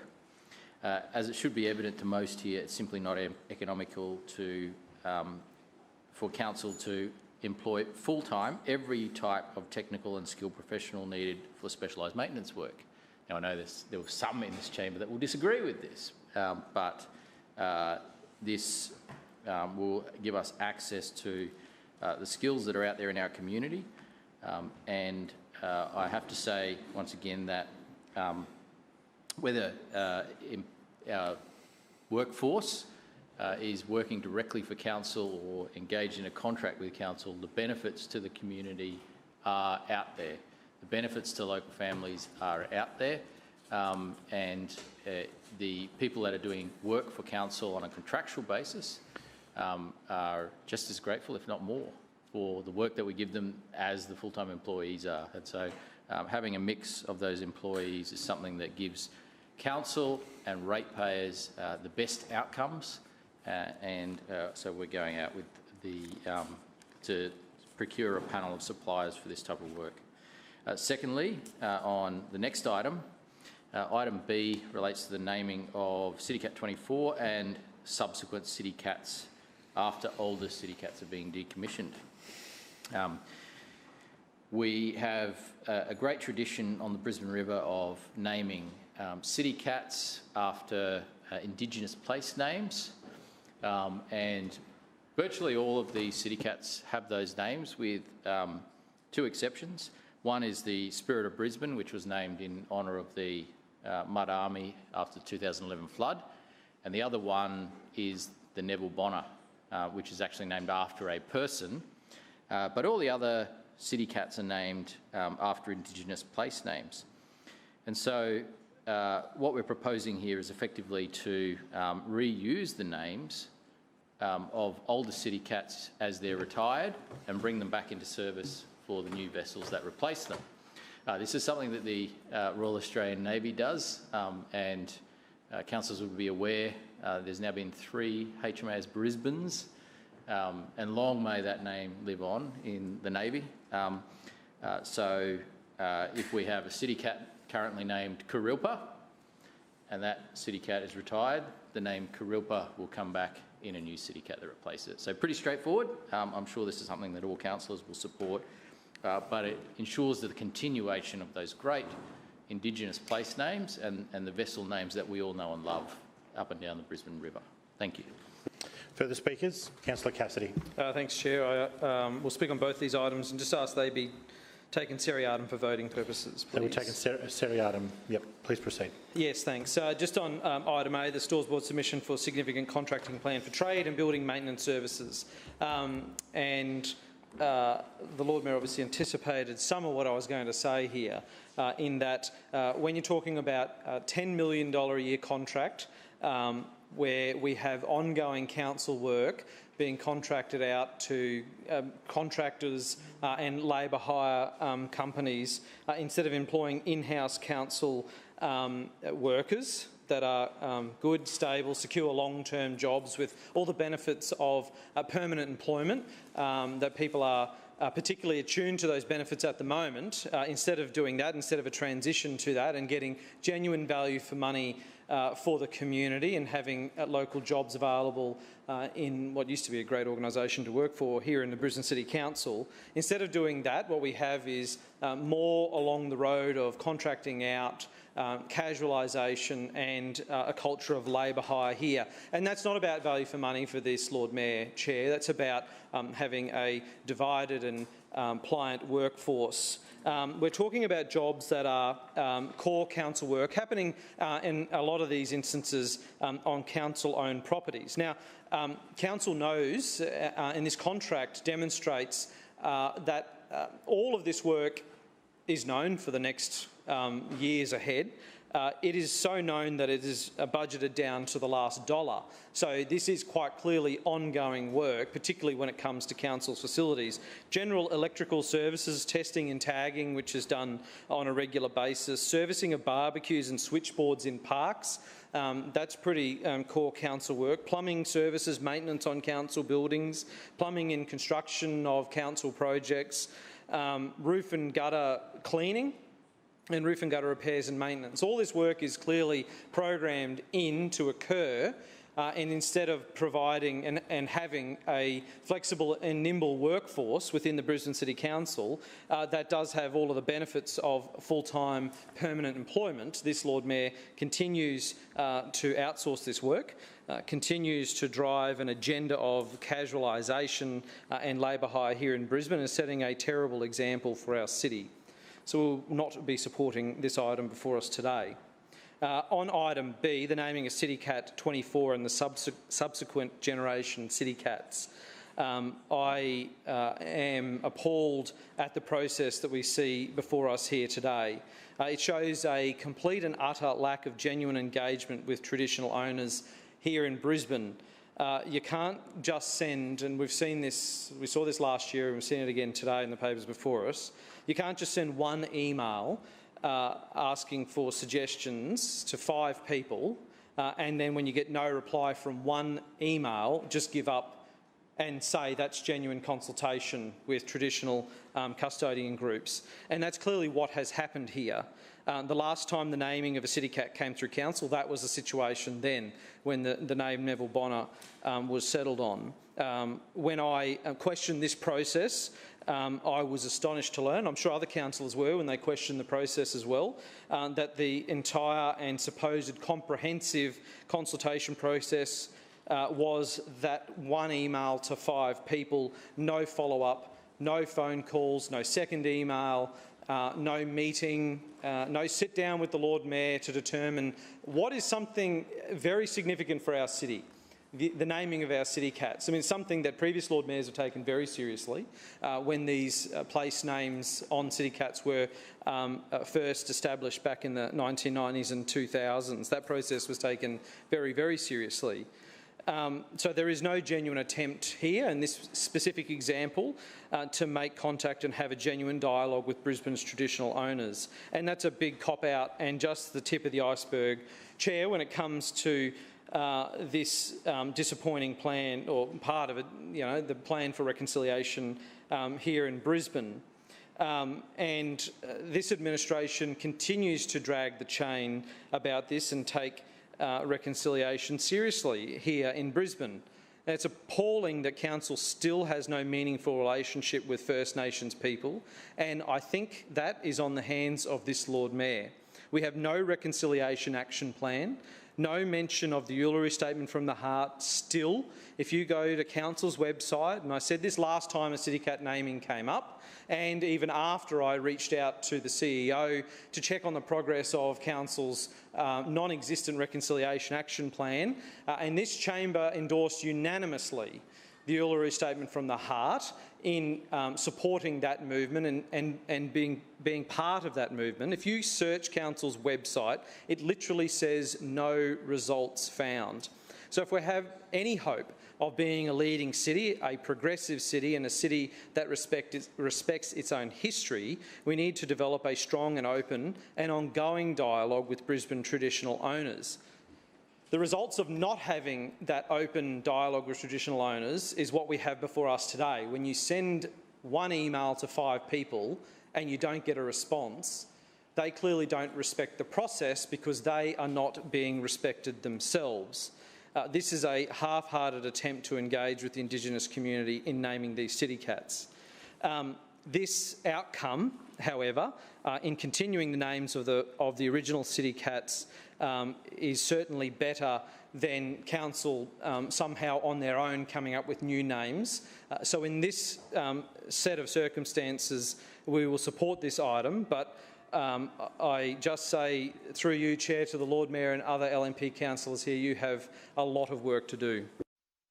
Further speakers? Councillor Marx. Yes, thank you, Chair.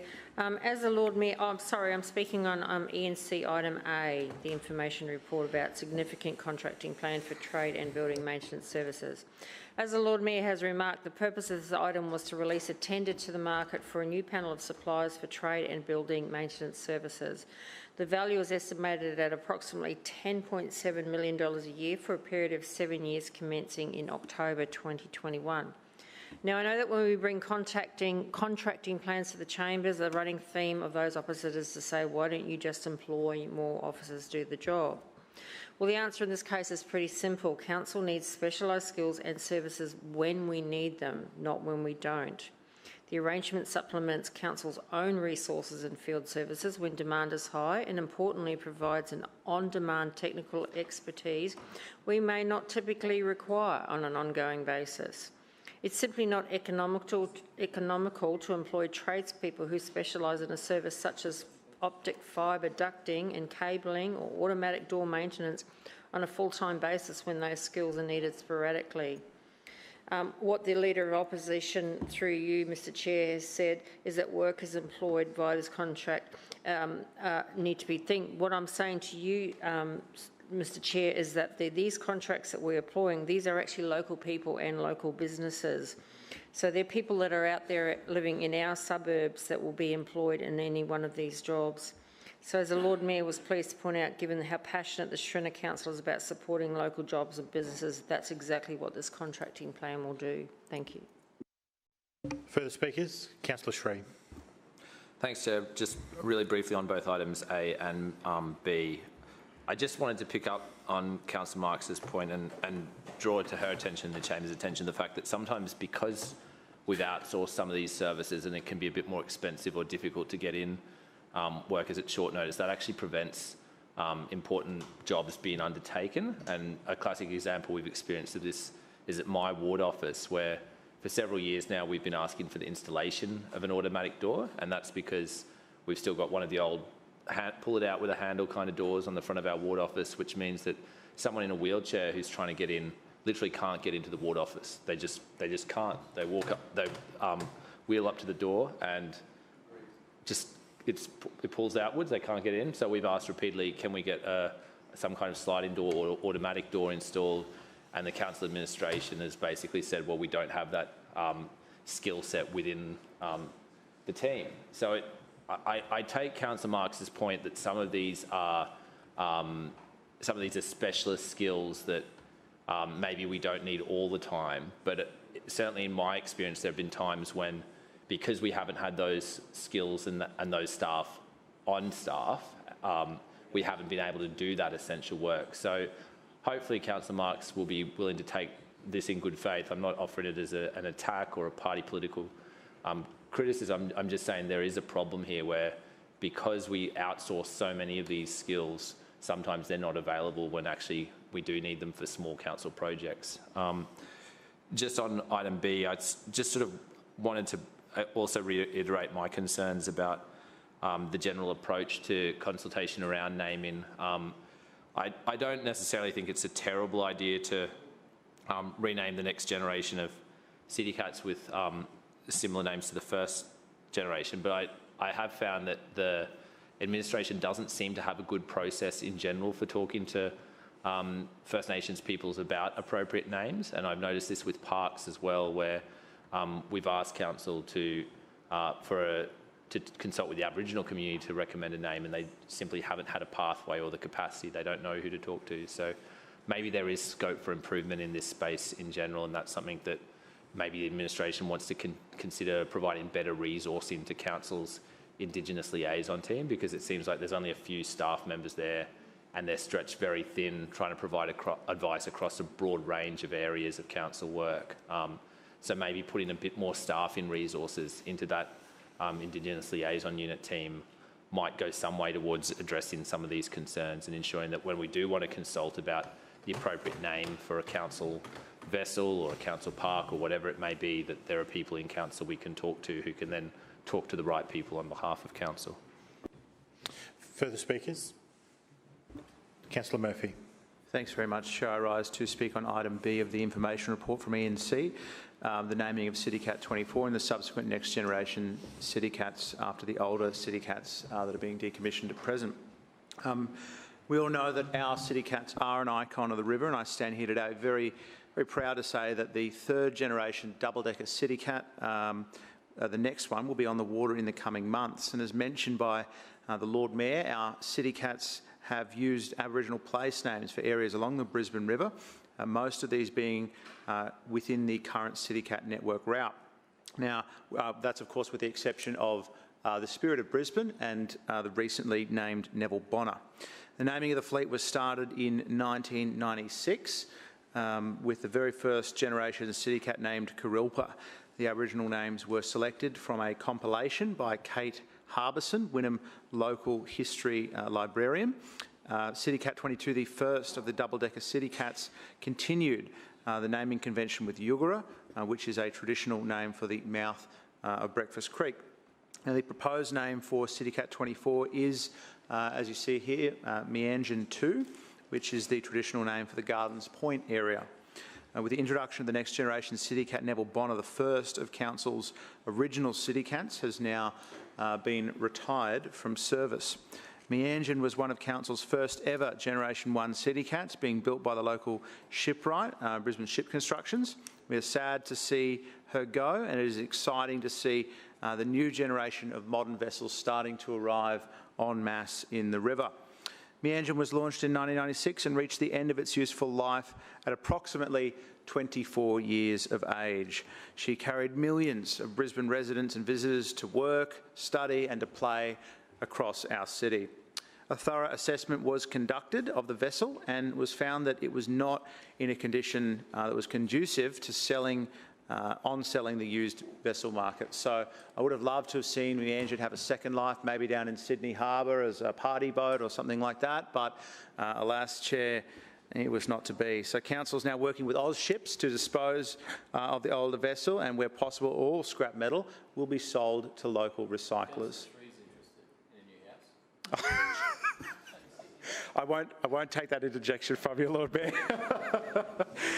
Look, going forward, it should not be assumed that all future vessels will be disposed of in the same manner, and Council is currently developing strategies that will reflect the age and condition of future vessels being retired, and we're so proud to be able to continue the naming convention and keeping the Indigenous names of Brisbane localities in our city and on our City Cats. Now, I just wanted to touch briefly on Councillor Shree and Councillor Cassidy's comments just regarding consultation with the naming. Now, To help identify suitable names for future City Cats, Transport for Brisbane worked with our Connected Communities branch, the Lifestyle Community Services Division, who sent a letter on the 3rd of April 2020, this is for City Cat 23, to 5 traditional custodian representatives in Brisbane seeking their assistance and requesting that they each confirm participation in the proposed City Cat naming project by the 17th of April 2020 and advise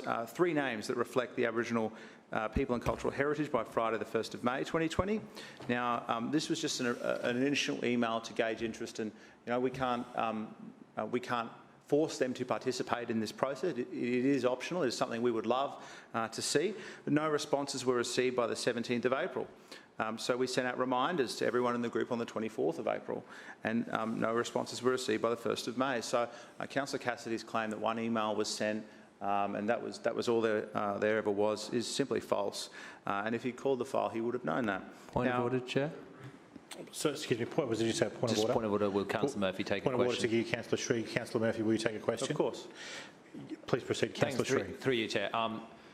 Councillor Murphy, would you accept the premise that sometimes, like if you're trying to reach someone and you don't get a response on the email, maybe we could follow up with calls and other forms of contact, and maybe that highlights that the Indigenous liaison team needs more resource in so that they can be more proactive about reaching out and building better relationships with council staff and between council staff and... Councillor Sri, you're bordering on a speech of your own there. I think, please, Councillor Murphy, answer the question.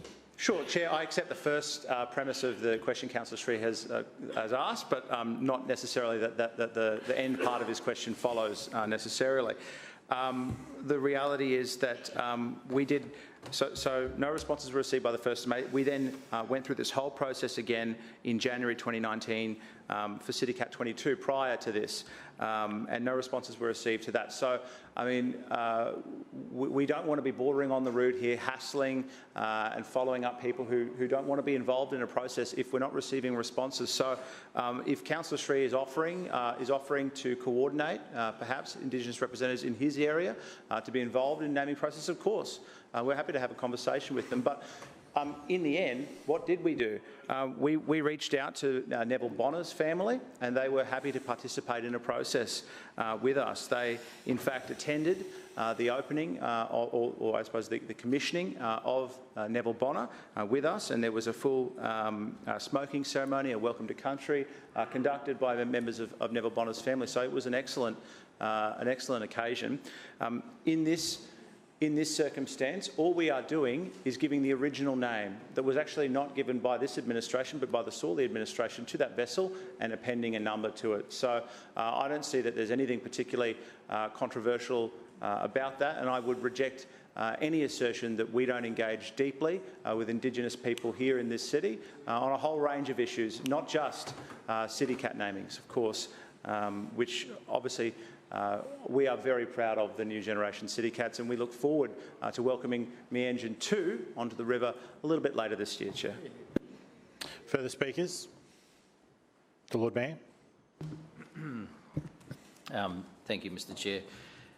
It's always fascinating to just have a look at what Labor councillors speak to and what their motivations might be behind when they speak. And we've had 2 classic examples here where it's quite clear that Councillor Cassidy and his colleagues are resentful that we named a City Cat after an Indigenous leader in our city because that person was not from their side of politics. They just hate that.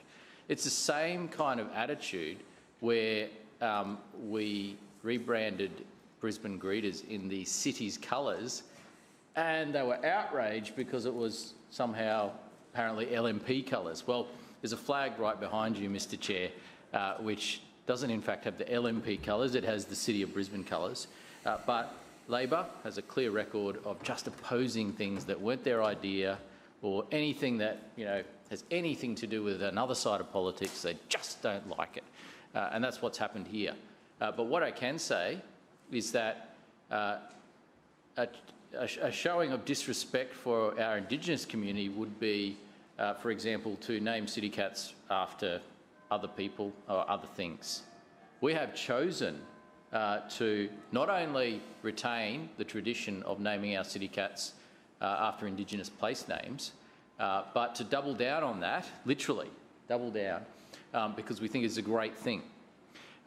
And those names that we're referring to right now were determined in consultation with our Indigenous community, and we're accepting that that consultation was done and was supported, and we're continuing on that tradition. You know, I can't understand Labor's view on this. They're having a crack for the sake of having a crack. But when it comes to the issue of the first contract, the first submission that was here, and the issue of casual workers or contracts, I've pointed out it again and again, but Councillor Cassidy seems to have no shame on this one, because he just conveniently neglects when he says this is ongoing work, we should have full-time council employees doing it, that it was Labor that outsourced the collection of the rubbish. Is that ongoing work? Does that happen every week? Same route, same vehicle, same street, same house? I'd say that's pretty ongoing work. Labor outsourced it. Mowing the grass in parks, is that ongoing work?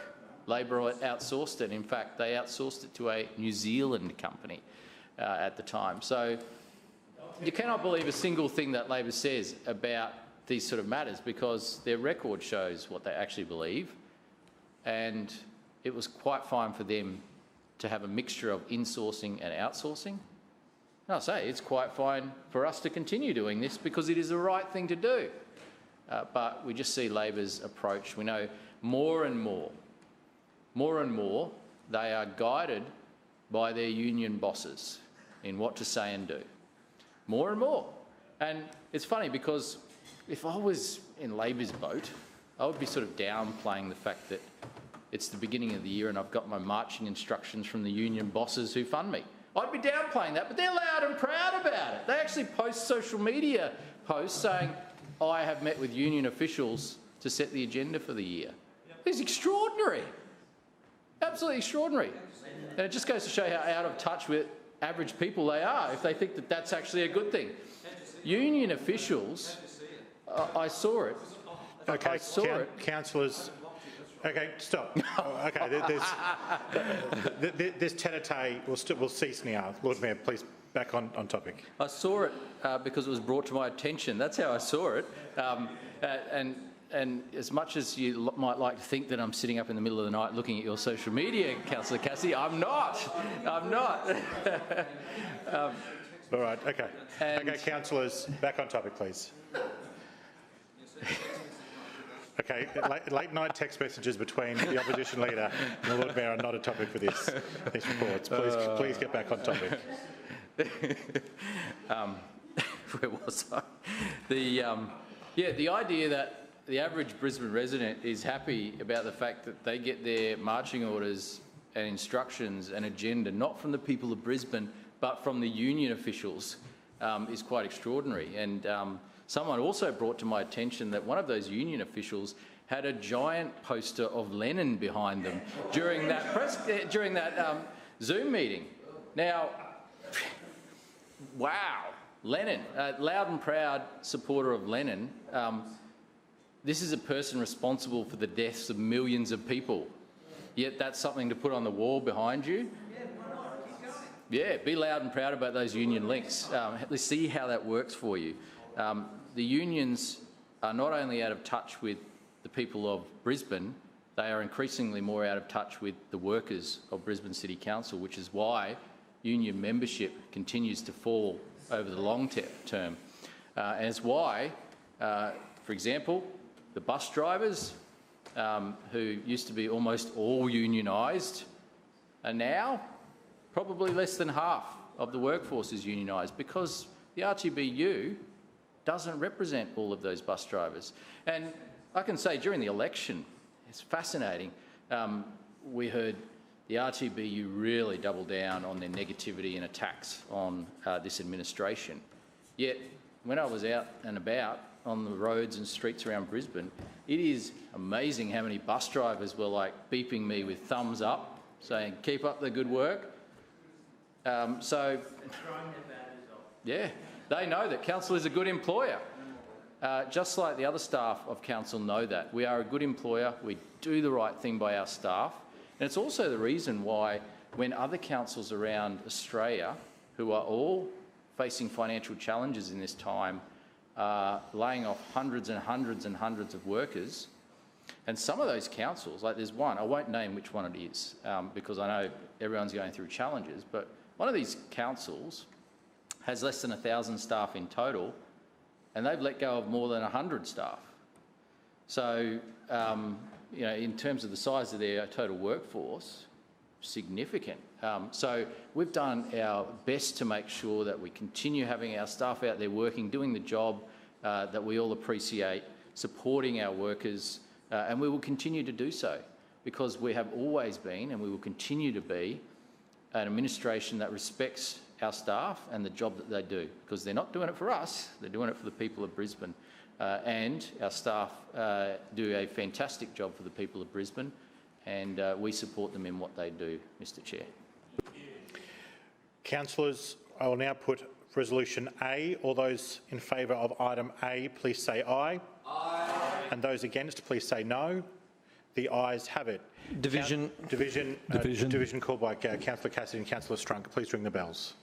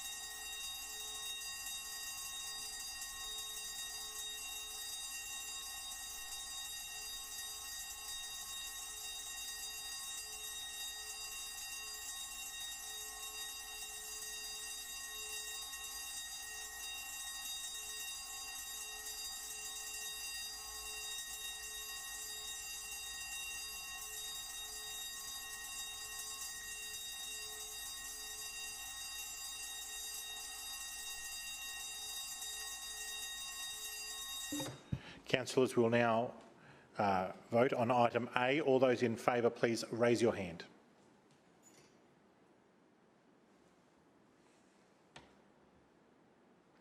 Thank you. All those against, please raise your hand.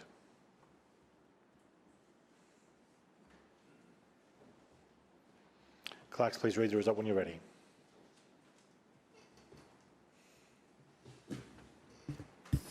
Mr Chair, the ayes have it, the voting being 18 in favour, 1 against and 4 abstentions. The ayes have it. Councillors, on item B, all those in favour, please say aye. Aye. Those against, please say no. The ayes have it. The ayes have it. We will continue on.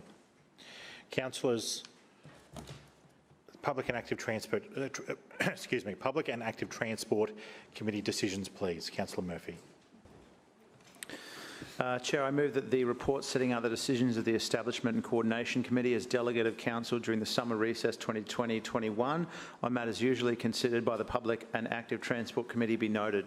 Seconded. It's been moved by Councillor Murphy, seconded by Councillor Landers, that the report setting out the decisions of the Establishment and Coordination Committee as Delegate of Council during the summer recess 2020-2021 on matters usually considered by the Public and Active Transport Committee be noted. Is there any debate? Councillor Murphy. Just very briefly, Chair, the public and active transport portfolio has been very busy already this year with the closure of Victoria Bridge and the opening of the first stage of CityLink Cycleway. Now, just on CityLink Cycleway, Chair, Abigail Lee Construction's been very busy, delayed by some wet weather, but they now have opened the Elizabeth Street section of CityLink Cycleway. They're busy completing the Edward Street section, which will be finished sometime in February. and they'll be working concurrently on the Victoria Bridge section, which will open in March. And from that period in March through to March 2022, we will be assessing and doing number counts on the new CityLink cycleway to see how it's going and make sure that there's plenty of cyclists using these brand new protected bidirectional bike lanes right through the heart of our CBD. And it's been so good to read some of the feedback online, where it's been discussed in forums, that people are excited that change has come to Brisbane, and now there is a new appreciation for protected infrastructure for cyclists in areas that were previously dedicated to car parking and loading zones. All the while we have managed the impact on those car users and those users of our loading zones in a very busy commercial precinct in our city, and I think the project team has done so very sensitively indeed. So I would like to pass on my thanks and the committee's thanks to the project team and the contractor for the great work that they have done so far and the great work that they will continue to do as this project rolls out. Also, Victoria Bridge has closed over the break, Chair. We initially predicted that the delays caused by the closure of Victoria Bridge may be up to 20 minutes long, reducing to 5 minutes over time. And I'm very pleased to report that we've only experienced delays of around about 90 seconds on North Quay, so only restricted to one side of the river, and those are getting better and better every day. So the closure of Victoria Bridge, though predicted by some to cause chaos, has been readily accepted by the commuters of Brisbane because they know what you know, Councillor Marks. They know that the only way that we resolve the interminable bus congestion issues on Victoria Bridge and unleash the potential of our busway is to progress Brisbane Metro. And Brisbane Metro will now continue to gather up ahead of steam as it continues to head towards major construction midway through this year. We've also released a new fly-through the Metro project, the first look at the brand new Adelaide Street, and of course that included the Victoria Bridge with the bike lane switched onto the other side, which I know has delighted many of the bug groups and Space for Cycling who are pleased to have the new option there, as well as people who are keen to see a brand new refreshed look for Adelaide Street just outside City Hall here on my left. And councillors will soon be able to look out that window there and see the brand new Metro Visitor Information Centre. Over the coming months we'll be putting together the bits and pieces to make that a fantastic experience so that Brisbane residents and visitors will be able to get a taste of just what Brisbane Metro will bring to our city before it starts to arrive here and be commissioned in 2023. Now, this is a very light summer recess report that we're debating here today. There are 2 additional Norman Park Ferry petitions and 2 Suburban Enhancement Fund requests that aren't listed in this report, but I will speak to them nevertheless as they are 2 important projects in the Mount Gravatt and Hemmant communities. As I've said before in this chamber many times, Chair, the decision to discontinue the Norman Park ferry service was not an easy one to make. It was not a decision that this administration took lightly. I appreciate that some people in Norman Park have been inconvenienced, and in this instance, to paraphrase Mr Spock, the needs of the many will outweigh the needs of the few. We know that we need to manage a budget and direct funds where most Brisbane residents and visitors can benefit, and in this instance, seeing less than 1 passenger using this service per service was not an investment that we could sustain.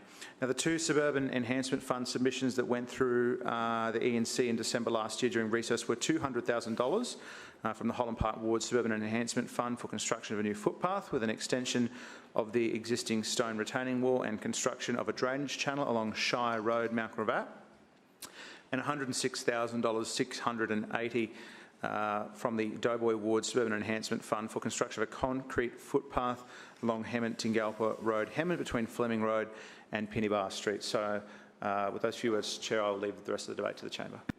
Further speakers? Councillor Cassidy. Thanks, Chair. I rise to speak on Clause A here, the petitions requesting Council reverse the decision to permanently close the Norman Park ferry service and that all efforts be made to reinstate the service. This petition received 360 signatures. and the response to this petition is appalling, and we will be far from supportive of it. If a public transport service is performing so badly, according to the LNP, then cutting it surely is not the answer. Probably more promotion of that service is needed, and perhaps an upgrade to make it more accessible and known about. Cutting a public transport service has never boosted the number of people catching public transport, and that's a fact. Councillor Murphy just spoke about unleashing the potential of the busway by providing more capacity in the public transport network, and yet on the river-based public transport network, they are cutting capacity. And all this has done is already put more cars on the already heavily congested Wynnum Road. It takes around 45 minutes to get from Cannon Hill to Woolloongabba on Wynnum Road in peak hour.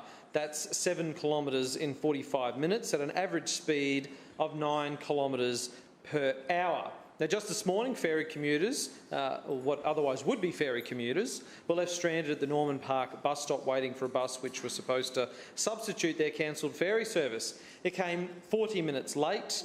This is unacceptable and goes to show how horrible the added congestion on Wynnum Road is now, now that the Norman Park ferry has no service. And in a post on social media, a local resident said ferry services run on time. And this is her, I'm quoting Christy Clark here. She said, "My bus just ran 40 minutes late while I stood in the rain with 4 other people. No shelter at the bus stop, and a TransLink app which says real time for the bus arrival is 1 minute. 35 minutes later, 4 express buses, one behind the other, passes by 5 passengers waiting in the rain. They don't stop at Norman Park apparently. Even when they're stopped in a parking lot of traffic, they don't throw a lifeline to the community to open their doors, just crawl on by. 40 minutes later on the bus, which has come all the way from Wynnum, there is a sum total of 19 people on it. And Lord Mayor Adrian Schrinner and Councillor Ryan Murphy say the Norman Park ferry patronage is too low and take a bus. Not good enough, Council. Maybe you can call my boss and explain why I am late for work." Well said, Christy. Now, if this Lord Mayor Chair spent a tenth of as much money on promoting this ferry service as he does on advertising himself, I can guarantee that the Norman Park ferry service would be one of the busiest in Brisbane. The response to this petition is weak and is not in the interest of ratepayers of Brisbane. The consultation with the Norman Park community was completely non-existent. The Transport Chair in Council, Councillor Ryan Murphy, and the Lord Mayor have got it horribly wrong here, and once again have flat out ignored local residents. They ignored the people who pay their wages. Another petition calling for the Norman Park ferry service to be reinstated closed just a few days ago, and that received over 500 signatures. This issue can only be ignored by this Lord Mayor and LNP administration for so long, and support for what locals want is building and building exponentially. We on this side, Labor councillors, will continue to fight alongside residents on this issue to make sure that they are not ignored by this tired, old LNP administration. Further speakers? Councillor Sri. Thanks, Chair. I also have concerns about the administration's decision to cut the Norman Park ferry terminal, and I echo Councillor Cassidy's comments, but I think it is, through you, Chair, to the Lord Mayor and to Councillor Murphy, I think it is worth seriously grappling with this point that you're saying to residents there are alternative bus services that are available, but Lytton Road is so badly congested now, and those buses are getting held up in traffic for 30, 40, sometimes 50 minutes, that you really do need to do something else along that corridor to address that concern. And I've said previously in this chamber I'd be very supportive of bus lanes or transit lanes along Lytton Road, and I think it probably is time for your administration to give some serious consideration to that. There's a lot of support for that idea within the suburb of East Brisbane, and I'm sure Councillor Cunningham will have heard from some residents who'd also like to see options explored to make the buses more reliable. But really, the reason residents are frustrated here is not just that you've cut a ferry service, it's that you're cutting ferry services, but you're not making any other improvements to public transport.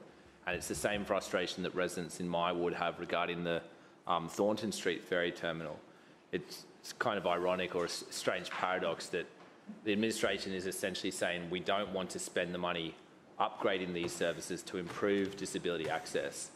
And as a result, accessibility for people with impaired mobility is reducing even further because you're cancelling the services altogether. I take the administration's point that patronage on that Norman Park terminal was not particularly high, but I think that has a lot more to do with cost and the unreasonably high cost of public transport in this city than it does with the fact that, with the suggestion that there's no inherent need for a link in that area. I'd like to see that ferry reinstated, and I know I'm not the only person. I've heard from residents around there who are concerned about this cut, but as a general principle, I think this administration needs to recognise that if it is reducing public transport services for a community, it needs to increase and improve public transport services to offset those reductions. And a bus that's stuck in traffic on Lytton Road, unfortunately, it just isn't good enough. There needs to be a serious improvement to the reliability and frequency of public transport services along that corridor. And the solution, which many public transport advocates have been pushing for some time now, is a dedicated bus lane. But I would just urge the administration to recognise how much of an impact service cuts like this can have, even if the numbers are small, and even if Councillor Murphy's sort of ruthless utilitarianism is the dominant. I think he made a sour face there, but I think that's fair to characterise that. That's what this is. It's ruthless utilitarianism, prioritising the so-called greater good. But the negative impacts on those people who've come to rely on that public transport service, who've lost that service, are really significant. And I think it's a bit lax of the administration to argue that those people don't matter, or that because there's not very many of them, we shouldn't care at all about that reduction. I would really urge the administration to look closely at the impacts on residents who've lost ferry service access, not just at the Norman Park service, but also the Thornton Street terminal in my ward. I've heard from elderly residents with impaired mobility for whom the future footbridge isn't going to be any help getting round to South Bank. They use that Thornton Street ferry terminal to connect from Thornton Street down to other destinations along the river. The footbridge isn't a satisfactory substitute for them. And I really feel for those residents, and I hope this council administration recognises that cuts to public transport services can have a dramatic negative impact on people's lives. In some cases, it's like taking maybe the best analogy for some of the councillors in this room is that suddenly you wake up one day and your car's been stolen and no one's given you a replacement and you have no other vehicle, and that's just too bad. That's kind of what you're doing here. You've taken people's primary mode of transport away from them with very little warning and no reasonable or practical alternatives available. And that might sound like hyperbole, but for people, when they lose a public transport service that they've come to rely on, that really is what it's like. You're taking their vehicle from them. And some people do move into these neighbourhoods for the proximity to public transport. That's one of the things that motivates them to live in a certain neighbourhood, is access to these services. You don't expect when you move near a ferry terminal that suddenly the terminal is going to get shut down, but unfortunately that's what's happened in this case. So I hope Councillor Murphy is endeavouring to find alternatives to improve public transport services for these affected communities. I hope further consideration will be given to reinstating services at the Norman Park terminal. I'm still not clear on why the steel hull vessel from the Bulimba stretch couldn't eventually be repurposed here, if indeed that Bulimba stretch can be serviced by one of the kitty cats instead. I'm just a little bit disappointed at how actually, what I'd also like, and maybe Councillor Murphy will be able to oblige here, is a bit more of an explanation as to, I thought the service contracts for public transport in this city were very specific about what services council would provide, and that the state government takes the ticket revenue and pays council fixed fees to run services. I understand that with the bus network, it's very difficult for council to cut a bus service or change a bus route without the support of the state government. And I'd just like a little more clarity on how it is that council can cut a ferry service or take a stop out of the network without support of the state government? Is it the case that the state government's ferry contract with council is simply so vague that it doesn't actually specify which services council is going to operate on behalf of the state government or for the city? Just genuinely interested in that and would appreciate if the chair can shed a bit more light on that particular topic. Thanks. Further speakers? Councillor Murphy. Thank you, Deputy Chair. Just briefly, in response to some of the concerns raised by Councillor Cassidy and Councillor Shree, Councillor Cassidy got up and he recounted a story from a resident of Norman Park who, and let me get this right, tried to catch the bus this morning, and the bus didn't pick them up, which is happening at the moment because some bus drivers are not picking up people when they believe that their bus is at a full load due to social distancing requirements, and sometimes it appears that buses still have capacity, but they will continue on. So that was the thing. And then she tried to catch the bus, and the bus was running 40 minutes late. Well, I would just say to Councillor Cassidy that the resident of Norman Park that had that experience is reflective of experience of the millions of people who catch buses in Brisbane annually, who are constantly delayed and put up with delays because right at the heart of our city's bus network there is congestion on Victoria Bridge, which this administration is addressing through Brisbane Metro, a project that you have opposed from the beginning, a project that you bag out every time you come into this chamber, a project that you have voted for and then against and then for and then against and then have abstained on. Tell us that we're going too fast. Tell us that we're going too slow. This is a project that you have held every different position on, but one thing is true, you have never had an answer to bus congestion in Brisbane. Councillor Murphy, there's a point of order. Councillor Shree? Just on relevance, the services in question don't have any connection to the Victoria Bridge and they don't use that part of the network. So thank you, Councillor Shree. I'll draw. Hang on. Thank you. Councillor Murphy, please return to the subject. Thank you very much, Chair. So this is it's one network that has a very high degree of reliance on one pinch point, and that is the Victoria Bridge and the Cultural Centre and the Queen Street Bus Tunnel. And Metro addresses all of those concerns, and they have been opposed to it from the beginning. So don't come in here and lecture us about delays in the bus network because you have not proposed anything that would solve delays in the bus network. Now,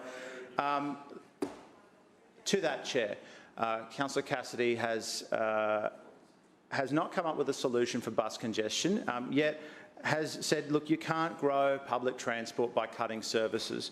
And that's true, but what we would have to do to continue to provide public transport services at Norman Park is to invest $7 million in upgrading a terminal that is being used by 133 people a day for 136 services. And to Councillor Shree's point, who actually provides the funding for these services? Well, the answer is yes, TransLink provide the fare box funding for the service, but who do you think has to pick up the tab for the upgrade to the terminal and the onshore infrastructure? Council. So $7 million out of the ratepayer's pocket to pay for this service. I don't call that ruthless utilitarianism, Councillor Shree. I call it common sense. There are other CityCat services that are nearby to the Norman Park Cross River Ferry. There are bus services that run along Wynnum Road. There is a train line that runs through Norman Park. Now, I know it's not near where the ferry is, but there is a train line as well. The Norman Park suburb is well serviced by public transport, and investing $7 million to improve those services further would take away from services elsewhere in the network. So I don't call it ruthless utilitarianism. And to you, the last point that you made, Councillor Shree, around cost. Well, the cost of a one-zone trip, which is what the Norman Park ferry was between New Farm Park and Norman Park, was $3.37. It is the most affordable trip that TransLink offers that you can get. So, and I would also note that Norman Park is one of the wealthiest suburbs per capita in Brisbane. So this was certainly not a cost issue for Norman Park residents. And I would say that Norman Park residents have certainly voted with their feet over the last 2 decades. They have not caught the service, and it doesn't matter. What exactly it was, it matters that they didn't, and that they have been given many opportunities. Point of order, Chair. The service has been cancelled. Councillor Shree. No, hang on. Councillor Cumming, you've interjected quite a bit. Councillor Shree was about to make his point of order and I couldn't hear him. I was just going to ask if Councillor Murphy would take a quick question. Councillor Murphy, will you take a question? No. No, he's declined. Councillor Murphy. So, Chair, look, at the end of the day, this was a difficult decision that this administration has taken to cancel the Norman Park Ferry, but we are committed to making sure that the money that would have been used to upgrade that service will be reinvested in the city's bus network, City Cat network and ferry network to make sure that we deliver the most bang for the most buck, to make sure that people can get to and from where they want to go sooner and safer. I'll now put item A on this resolution. All those in favour of item A, please say aye. Aye. And those against, please say no. The ayes have it. Division called by Councillor Cassidy. Division. And Councillor Strunk, please ring the bells.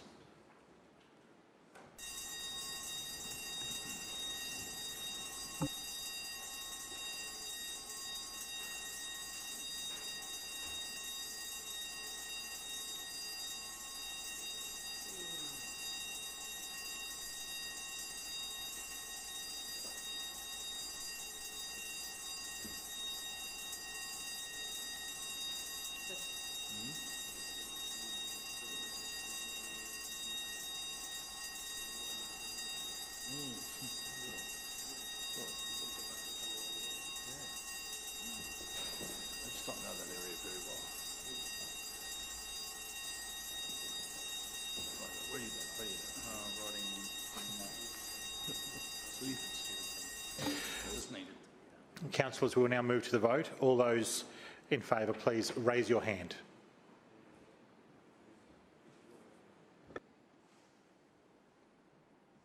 Thank you. And all those against, please raise your hand.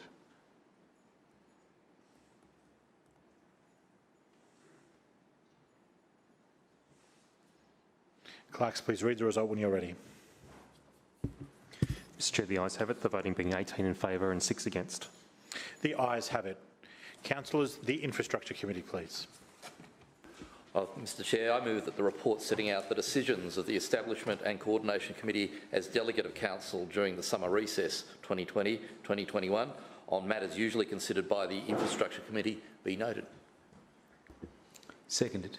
It's been moved by Councillor McLaughlin, seconded by Councillor Maddock, that the report setting out the decisions of the Establishment and Coordination Committee as Delegate of Council during the summer recess 2020-2021 on matters usually considered by the Infrastructure Committee be noted. Is there any debate? Councillor McLaughlin. Thank you, Mr Chair. Just in noting those decisions, I'd like to make a couple of comments. We spoke earlier in this place about the local roads and community infrastructure projects that we've now got the capacity to undertake courtesy of federal government funding, which we remain appreciative, but there are other projects underway also as a consequence of funding that comes via the federal government through its urban congestion fund, which I'd like to mention briefly as there are works underway, and that fits into the discussion that we've been having in this place about the importance of infrastructure projects as for employment generating in this place as we recover from COVID issues.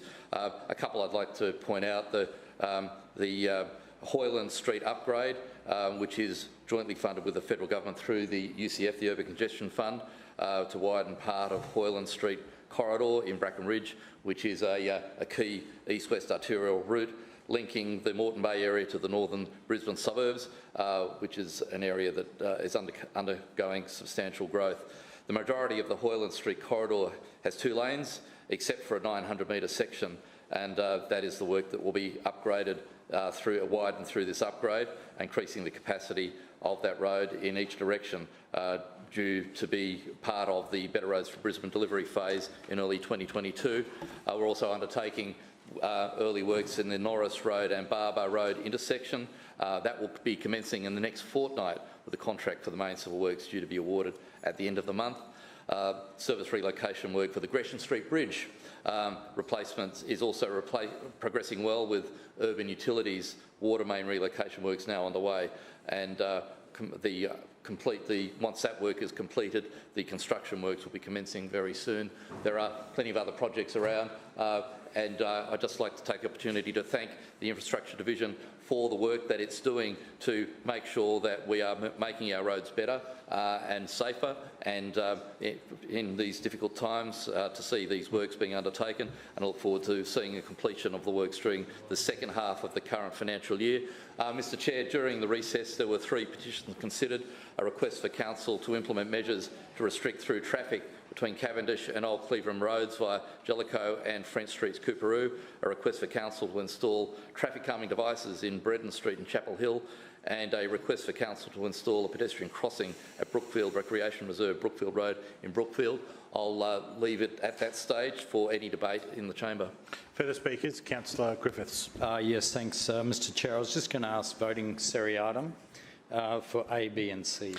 Each item taken independently? Oh no, just all together. It's all those items together, but for a vote. Yep.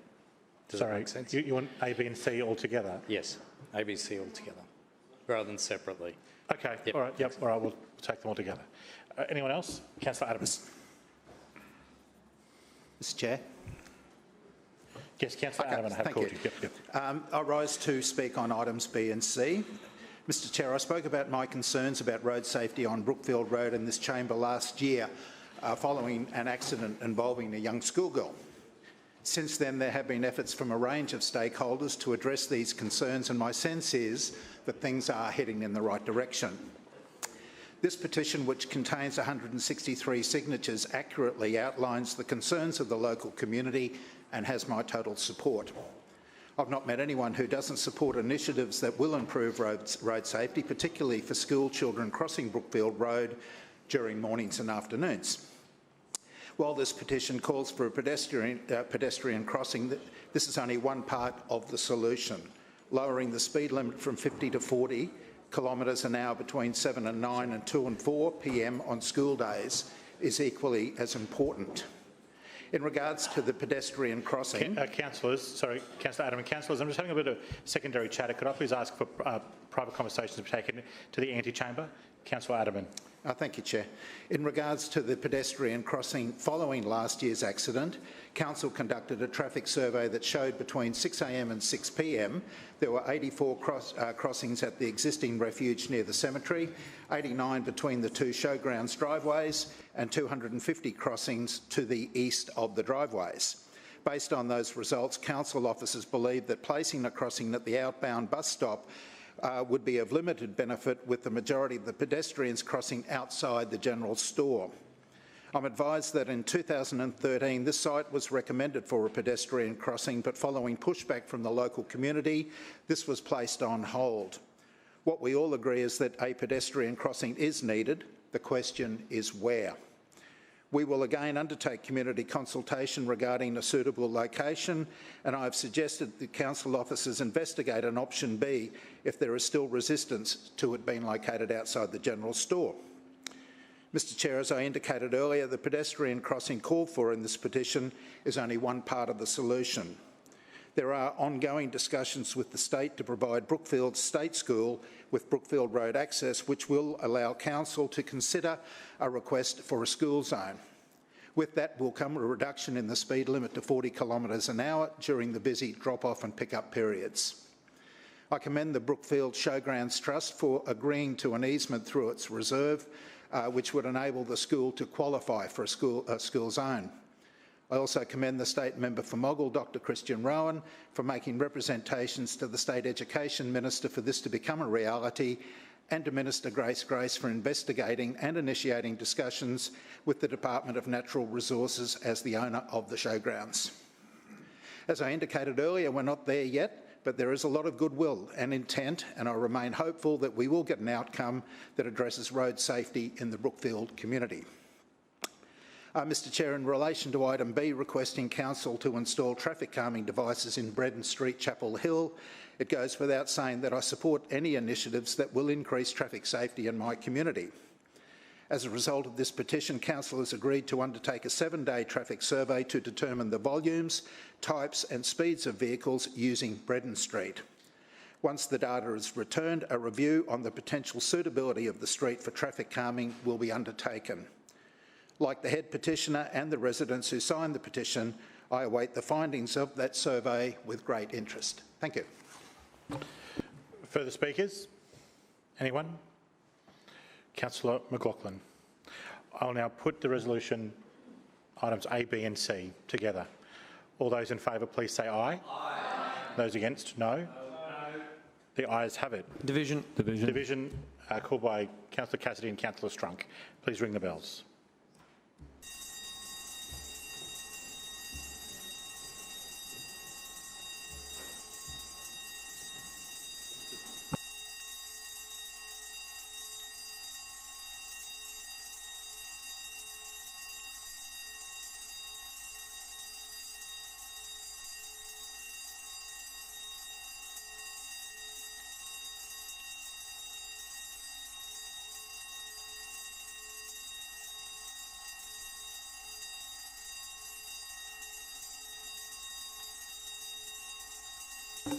Councillors, we will now proceed to a vote. All those in favour of items A, B and C, please raise your hand.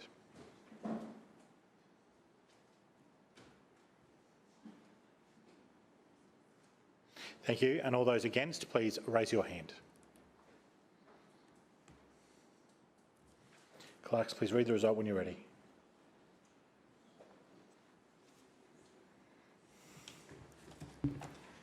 Mr Chair, the ayes have it. The voting being 18 in favour, 4 against and 2 abstentions. Thank you. The ayes have it. Councillors, will now proceed to the Environment, Parks and Sustainability Committee, please. Councillor Cunningham. Thanks, Mr Chair. I move that the report setting out the decisions of the Establishment and Coordination Committee as Delegate of Council during the summer recess 2020 to 21 on matters usually considered by the Environment, Parks and Sustainability Committee be noted. Seconded. It's been moved by Councillor Cunningham, seconded by Councillor Davis, that the report setting out the decisions of the Establishment and Coordination Committee as Delegate of Council during the summer recess 2020-2021 on matters usually considered by the Environment, Parks and Sustainability Committee be noted. Councillor Cunningham. Nothing further, Mr Chair. Are there any further speakers? Councillor Johnston. Thank you, Mr Chairman. That just says it all on behalf of this LNP administration, doesn't it? The only matter on the agenda that has occupied the attention of the Parks, Environment and Sustainability Chair over the recess, so for the last several months, has been this petition, which was done by residents in my area asking for a wildlife bridge or wildlife solutions to stop wildlife being killed on a major arterial road, Fairfield Road. And I am extremely disappointed that Councillor Cunningham has just stood up and said she's got nothing to say about this. Earlier today, she stood up and she praised the Morrison government for giving this council money for wildlife solutions. And guess what? Guess what? There's just none for Fairfield. She couldn't be bothered to even speak to the petition before us today. All around Brisbane, we have important areas of significant biodiversity with major parklands, rivers, bush areas, and we do not have the necessary wildlife solutions to protect those animals.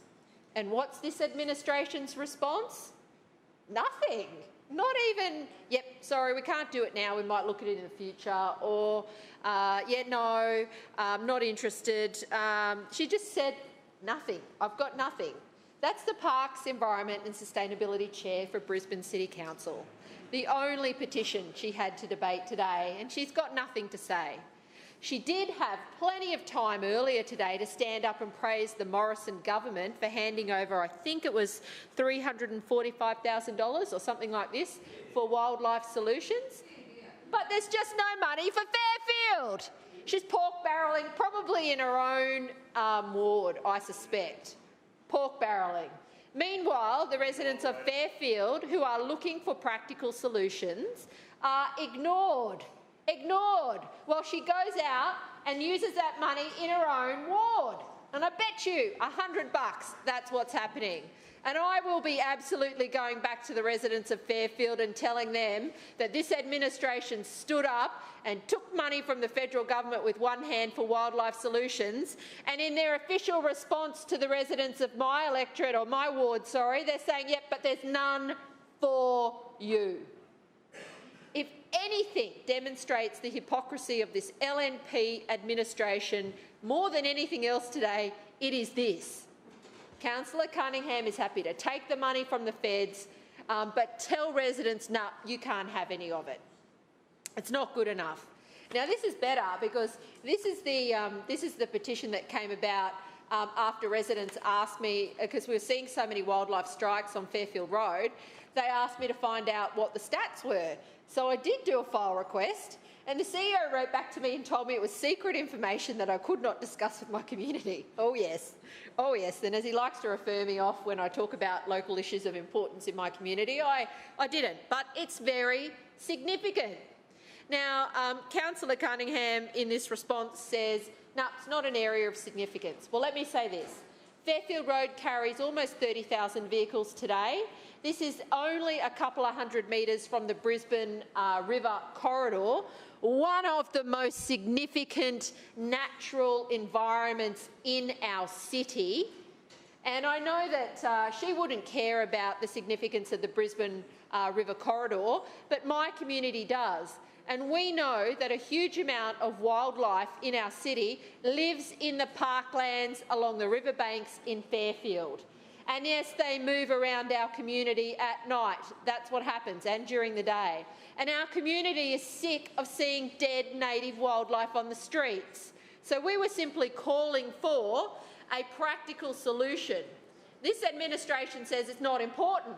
This administration takes money for this very purpose, but then refuses to spend it in Fairfield. And this administration couldn't even be bothered to speak to the matter before us today. Well, that's not good enough. I don't support the do-nothing response of this administration. There are so many creative things that we can be doing around the city to protect wildlife, and this LNP administration is only interested in doing this in their own wards where it personally benefits their own areas. That is unacceptable. This is an issue that Councillor Griffiths and I have tried for in Oxley as well, and that issue is not going away either.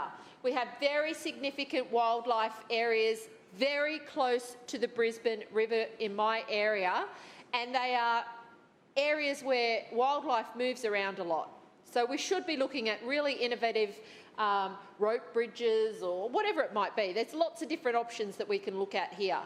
This is a big council. Council has money to do this, but the attitude of the Parks Chairman today just says it all. Can't be bothered to speak to it, just going to tell the residents of Fairfield, no, there's nothing for you, but happy to take the money for the feds and spend it in our own area. That is appalling behaviour. Point of order, Mr Chair. Point of order, the Deputy Mayor. I believe that was imputing motive on the Chair of Parks and Environment.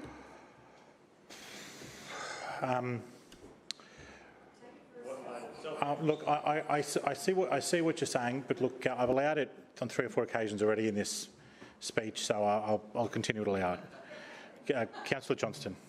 There's probably the other major beneficiary of this funding, Councillor Krista Adams. So she's happy to have this money, and here she is chatting away to Councillor Cunningham. I'll bet you when I do a file request to see where this money's been spent, it's going to be in both of their wards. So let's be clear, there's no money for Fairfield. There's not even a discussion on the issue. And this money is going into, no doubt, Councillor Cunningham and Councillor Adams' ward. No wonder they're so defensive. We need citywide solutions, and wildlife corridors and wildlife links should be part of that in our highly urbanised inner city areas. We still have plenty of wildlife in these areas, particularly close to the river, and Fairfield is a river suburb. So in my view, this is an inadequate response. I don't support it, and I'll be voting against it. Further speakers? Any further? Councillor Cunningham. Thanks, Mr Chair. Well, that was quite an extraordinary performance, Academy Award winning, if I may say so. Look, when it comes to possums, it's a matter of public record that they are of least concern. The state government classifies them under the Nature Conservation Act as least concern. Our money is better spent on species that are of higher concern under the Nature Conservation Act, and that's the response of the council experts, and I support that response. I'll now put the resolution. All those in support of item A, please say aye. Aye. And those against, please say no. No. The ayes have it. Division. Division by Councillor Johnson and Councillor Cumming. Please ring the bells.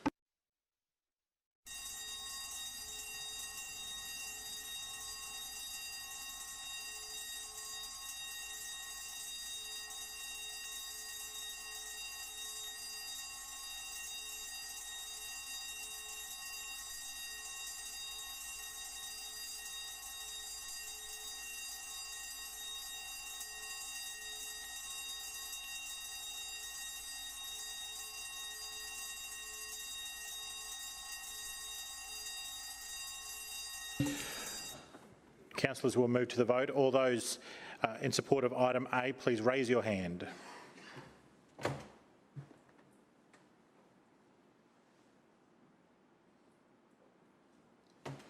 Thank you. And those against, please raise your hand.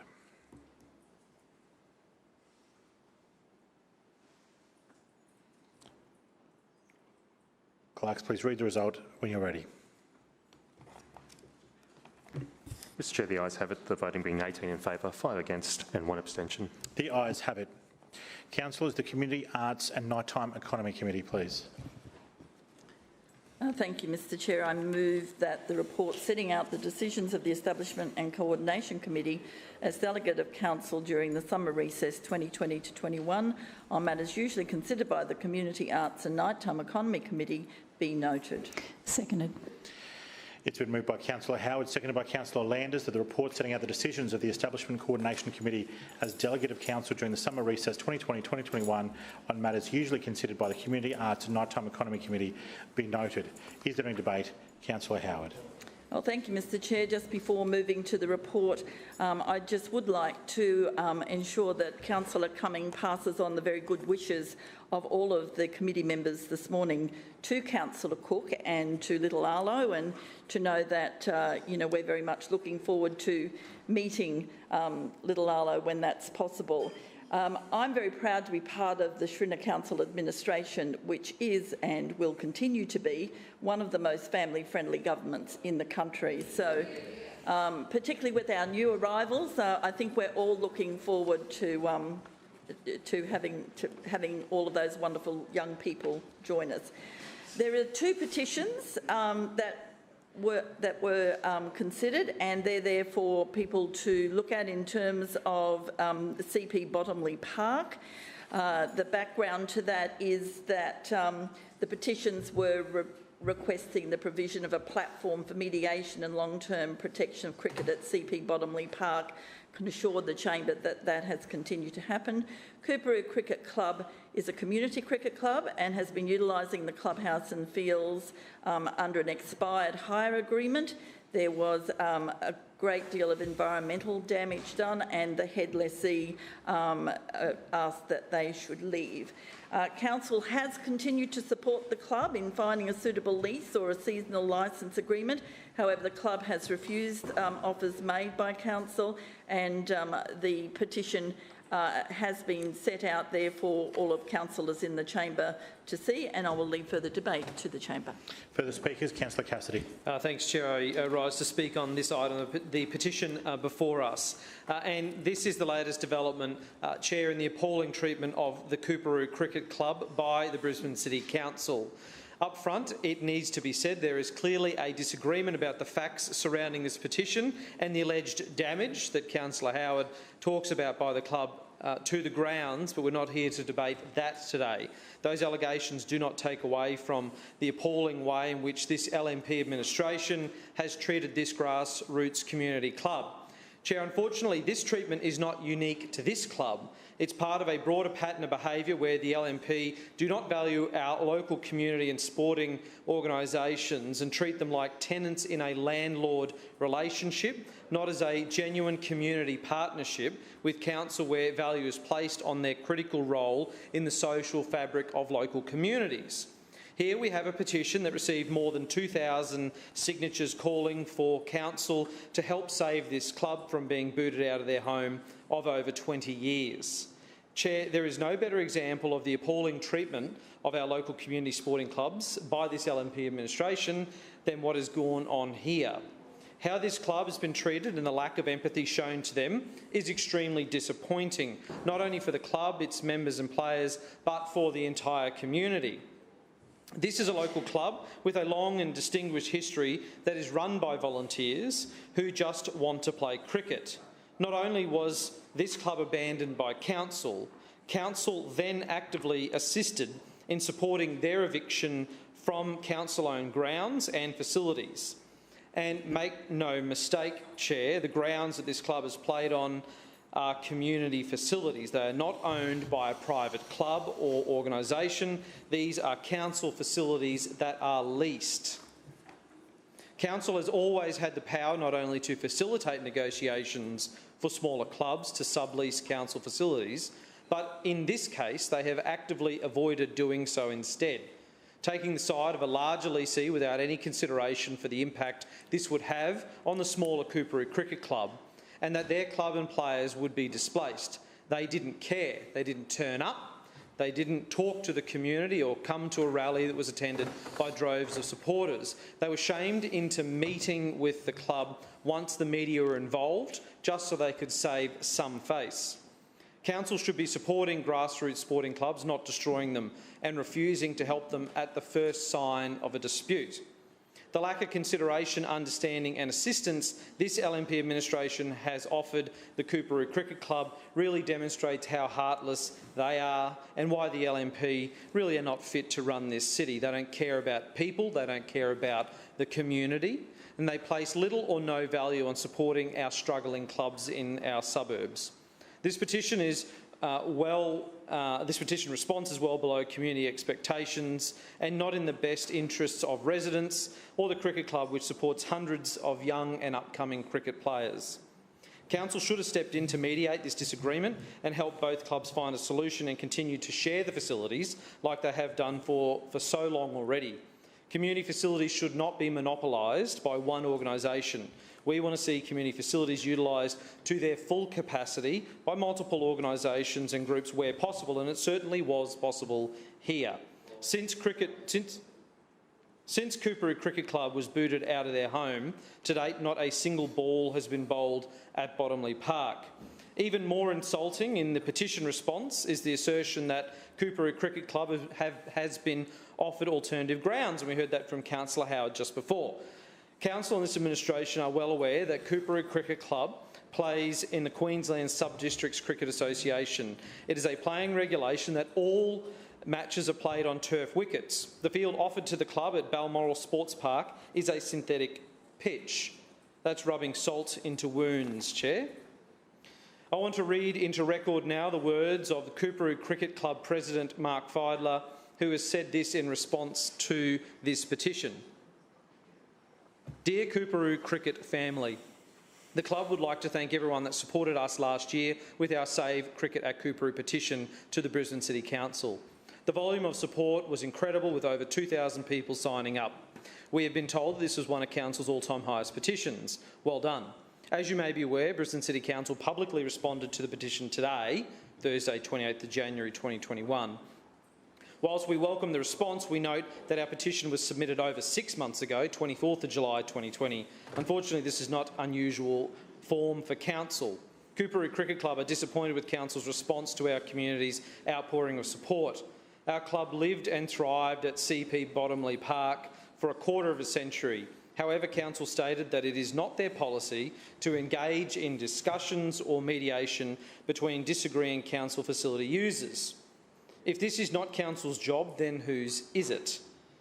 Council justified Kurilpa Cricket Club's eviction by saying that cricket will remain a fixture of CP Bottomley Park. To date, we have not witnessed any cricket play at the site, only the destruction of the cricket block on Peter Burge Oval. We do note that East Rugby Union is hosting a junior Blaster cricket program starting this Friday night. Blasters cricket is a school-based cricket program that does not use turf wickets nor full-size cricket ovals. We also note the timing of Council's response and the commencement of the Blasters program. Kurilpa Cricket Club are disappointed with the position that Queensland Cricket has taken with regards to our eviction. The lack of representation we received from our governing body was heartbreaking, and the complete apathy towards losing 2 turf blocks in inner Brisbane should raise red flags for other cricket clubs and associations. Council mentioned that Coorparoo Cricket Club were offered the use of the Balmoral High School Oval, Balmoral Sports Complex. This field is a synthetic cricket wicket and as such unsuitable for the kind of cricket we play. This further demonstrated the lack of understanding by Council of the value of CP Bottomley Park's turf blocks. This would be like an AFL club being offered a rectangular soccer field to play their games on. Council may well say it's not my job to get involved in subtenant disputes, but we are committed to continuing to fight and remain positive, active member of the Inner East sporting community. Stay tuned for updates. Mark Fidel, President, Coorparoo Cricket Club. Chair, we will not be supporting this petition response today because to do so would be to endorse this LNP administration's complete apathy towards not only the Coorparoo Cricket Club, but all sporting and community clubs across our city. If this can happen to this club, make no mistake, it can happen anywhere. And it is yet another demonstration of an administration that has been in power for too long, with little or no regard for the consequences of their actions on grassroots organisations that are the heart and soul of our community. Further speakers? Councillor Cumming. Cumming? Oh, sorry. Sorry, yes, mate. Yes, sorry, excuse me. Just took me a second. That's right. It's been a long time, hasn't it?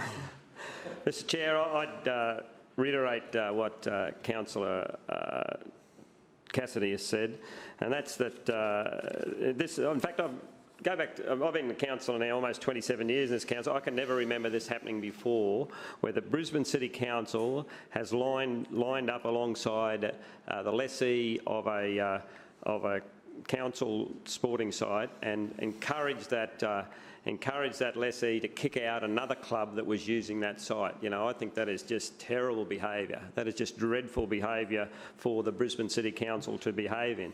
And you just might say this is just a cricket club. Well, it's not just a cricket club. As Councillor Cassidy said, they've been there for 25 years. It was formerly the home of East's District Cricket Club, which merged with Redlands Cricket Club some 25 plus years ago and moved down to the Redlands. That's where they play their matches now. So this has been a major cricketing venue in the inner city of Brisbane for decade upon decade. And in fact, one of the main ovals is named Peter Burge Oval. Peter Burge was one of the finest batsmen that ever represented Queensland, a very famous player from East, and so there's a lot of history at their side as well. And this is not just cricket field, this is turf wickets we're talking about here. Turf wickets are precious. Turf wickets are, they're like bowling greens in that once you neglect them, the weeds start growing through them and they end up getting wrecked, and all the work that's been put in over the decades to have high quality turf wickets is lost. And the other thing is, of course, that this club, Coorparoo Club, had volunteers who used to keep the wickets in great condition. They used to make the wickets available to other clubs and to juniors and to sporting school teams around the area. They had practice wickets which were always open, so they left them open for everyone else, so that when they weren't practicing, other groups could use it as well, and the inner city really benefited from it. And the other thing about it, in a demographic sense, this is a terrible decision as well, because the inner city, as we all know, is growing quickly population-wise, and there's a lot of people who are keen on cricket. A lot of our more recent migrants to our country are very keen cricket followers, like the Indian community, the Pakistani community, Bangladesh, the South Africans, the English people. They're keen to play, and also they're keen to get their kids to play. And you just cannot give away great facilities like this in the inner city and expect that things. And like how many new turf wickets has the Brisbane City Council developed anywhere in Brisbane in the last 10 years? No.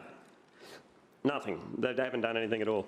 The other thing is this club, there's a dispute over whether the money was expended properly and the work was done properly, but they had money that had been given by government for them to improve their facilities. So they were going to improve the quality and the number of practice nets that they had. And they've also, there's a clubhouse on site as well. So it's a brilliant facility which I think the administration has no intention of reusing as a proper cricket facility. In other words, a facility with turf wickets. I don't think they intend doing that at all. But you know, we're on their case, and we'd call for them to make sure that there's a fair dinkum cricket club, namely the Kurilpa Cricket Club, one of the biggest cricket clubs in the sub-district competition. 5 teams. They get, and the councils, in some of the paperwork that's come out from the council after the FOI requests from the club, they were saying, oh, they're just a small cricket club. They're the biggest sub-district cricket club in Brisbane. Most clubs have 1, 2, 3 teams. They have 5 teams. They're one of the biggest and most well-run. And they do not deserve treatment like this. I call upon the council to be, the next season starts in this next summer in Brisbane, and I call upon council to get along with East, talk to East, get people in there, get Kurilpa back, you know, give them a rap over the knuckles if necessary. They've already suffered a lot having to play, having no home grounds, having to play their games away every week. The community in that area has suffered through the lack of practice facilities in that area.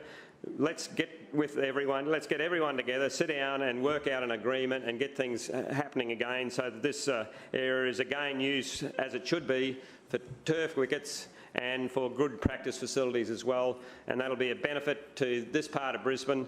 And let's look forward to making things, let's try to get things back the way they were, get some trust between the various clubs, and not leave this as a potential disaster, which it is now, where eventually there'll be no turf wickets at all, and there'll be no practice wickets, and it'll be all rugby union.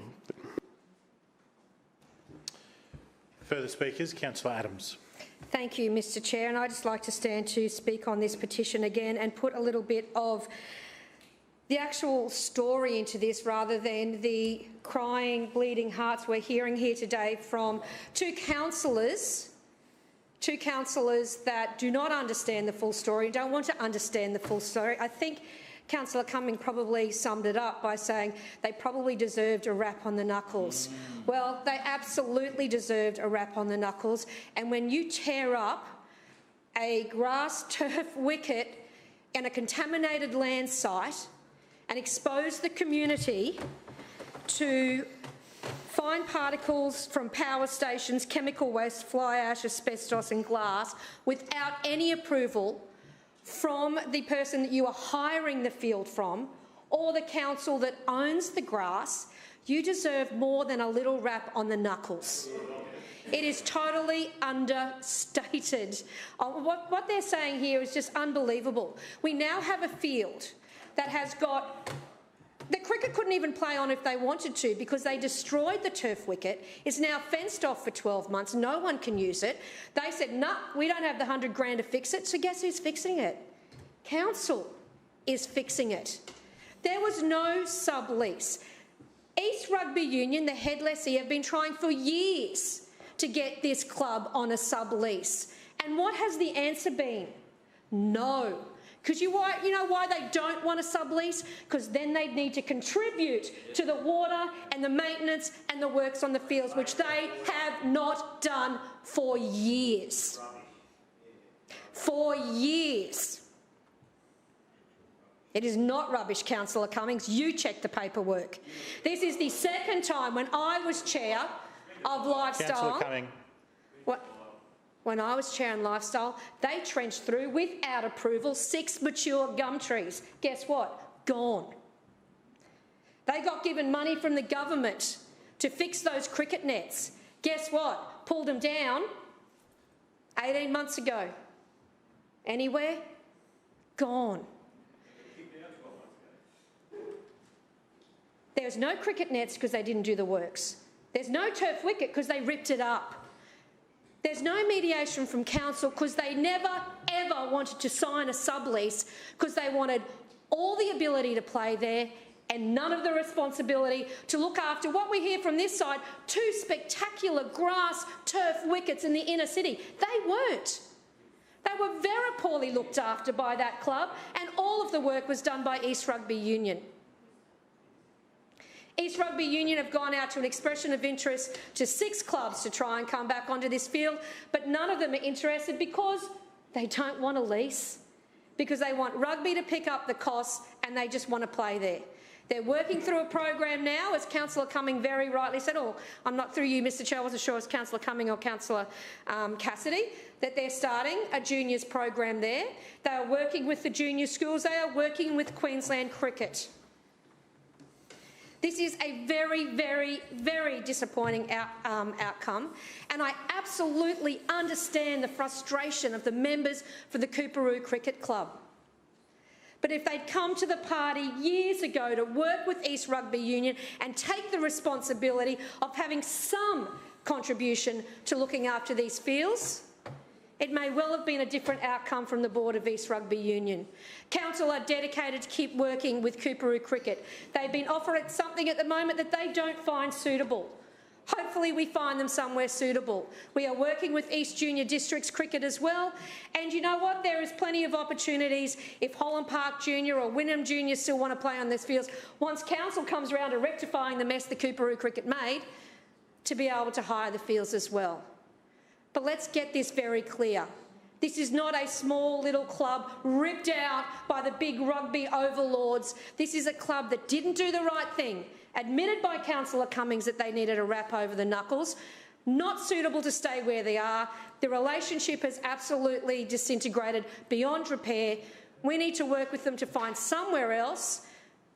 But the fields at Bottomley are committed to making sure that it's a multi-use sport facility into the future, and I'm sure they'll do that. Further speakers? Councillor Johnston. Yes, thank you, Mr Chairman. This is a really difficult issue, I think, and I'm going to bring some perspective for the past 13 years. I have an enormous number of sporting clubs. Most of them are multi-user facilities with head tenants and subtenants. And it's been over 13 years of my time, I've advocated very strongly for my clubs to have subtenancy agreements to ensure there are clear rights and responsibilities defined to ensure these facilities are well used. I'm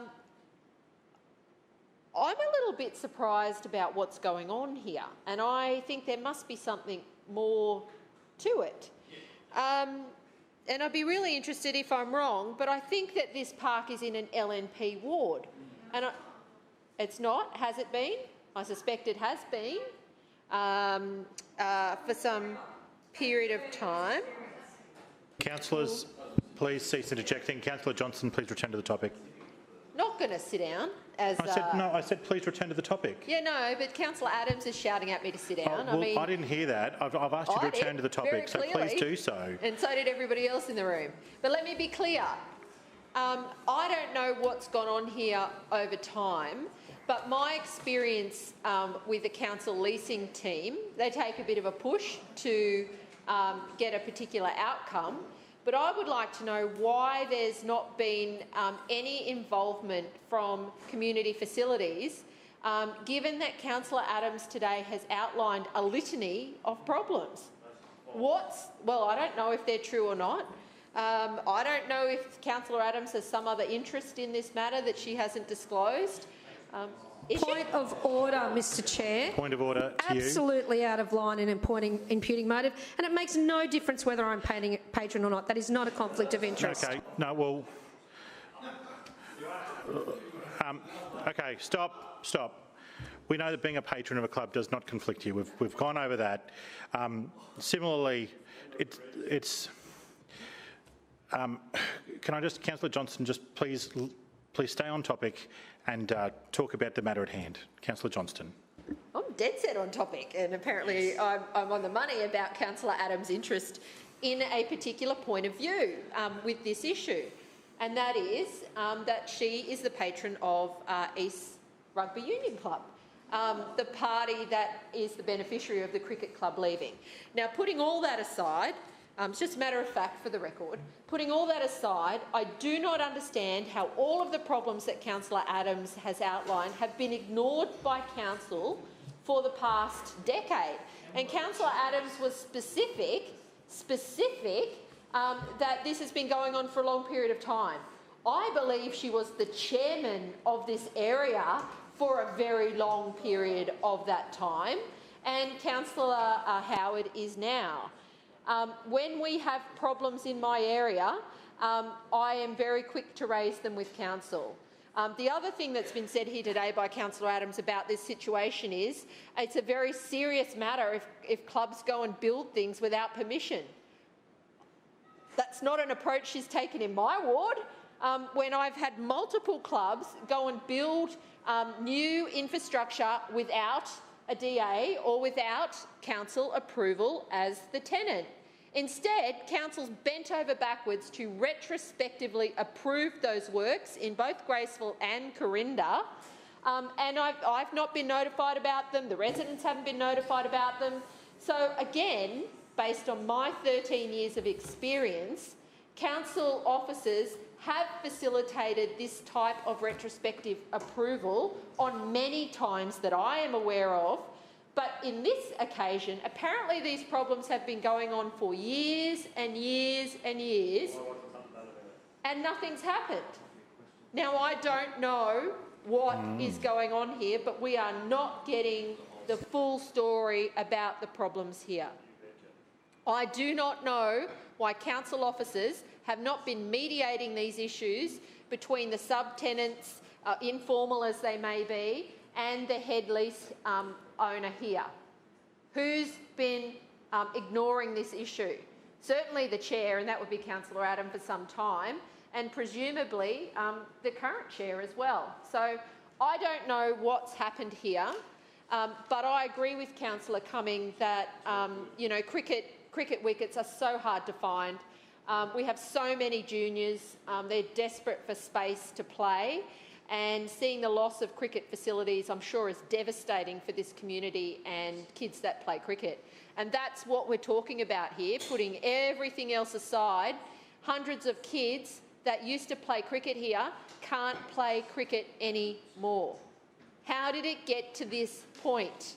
How is it that it was a winner-take-all scenario without council intervening? And today, council stood up and said, not our job to intervene. Rubbish. Rubbish. And I know where it's happened in my ward, where we've had disputes and where we've been able to resolve them, and where we haven't, steps have been taken to make changes. So I do not know what's going on here with this matter, but we are not getting the full story. There's something else going on, and it is distressing to me that these kids who used to play cricket here can't play cricket anymore. Point of order. Further speakers? Yes. Councillor Griffiths. Yes, thank you, Mr Chair. I'm following on with this issue as well, and the points Councillor Johnston made. I think it would be timely if the administration said whether it was aware of any plans to privatise the site or commercialise part of the site. Well, I just think it would be interesting to know that. Just put it on the table. Are there any plans to privatise or commercialise part of this site into the future? Further speakers? Further speakers? Anyone? Councillor Howard. Thank you, Mr Chair. So let me be very clear about something. Our council officers have spent hours and hours and days and years dealing with this situation. There is nothing more that our officers could have done, and council's foremost priority is the safety of our communities. And Kurilpa Cricket Club undertook dangerous works, exposing children and their families to dangerous contaminants and asbestos. Now, nobody can turn a blind eye to that, and particularly not this council that No, no, Councillor Johnston. Just allow the Speaker to speak. Councillor Howard, please return to the topic. Councillor Howard, please speak. Thank you, Mr Chair. So it's a great shame to see what's played out with Kurilpa Cricket Club, because the simple fact of the matter is that they did the wrong thing. Not once, not twice, but 3 times. And in the past 7 years, they have done damaging, unapproved works on 3 separate occasions. They put the community at risk, and they put their own players at risk of being exposed to dangerous landfill contaminants. Mr Chair, we've had a lot of discussion about this tonight, about playing cricket. This administration is absolutely committed to playing cricket across Brisbane. In fact, Councillor Allen just joined Queensland Cricket last year in opening a brand new national cricket campus that was only made possible because Council's $1 million contribution. So the things that have been said in this chamber tonight are just simply not true. The damage caused by the Kurilpa Cricket Club has seen an unfortunate breakdown of their relationship with Easts.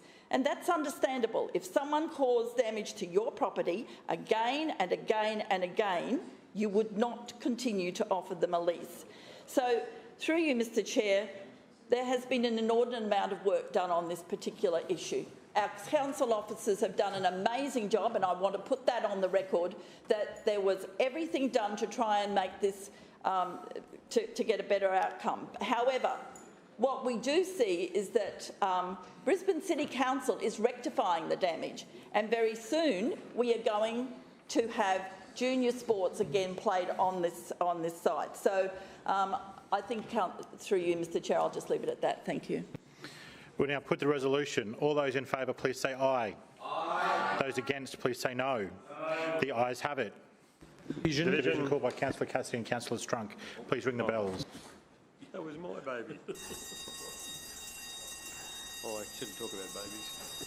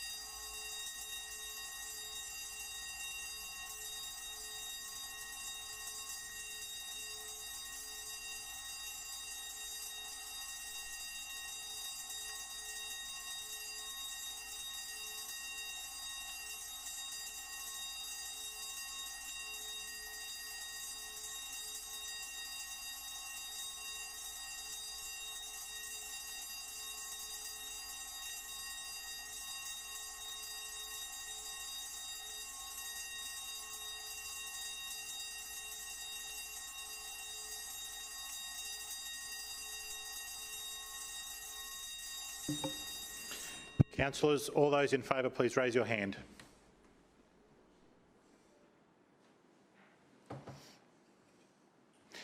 Thank you. Councillor, all those against, please raise your hand.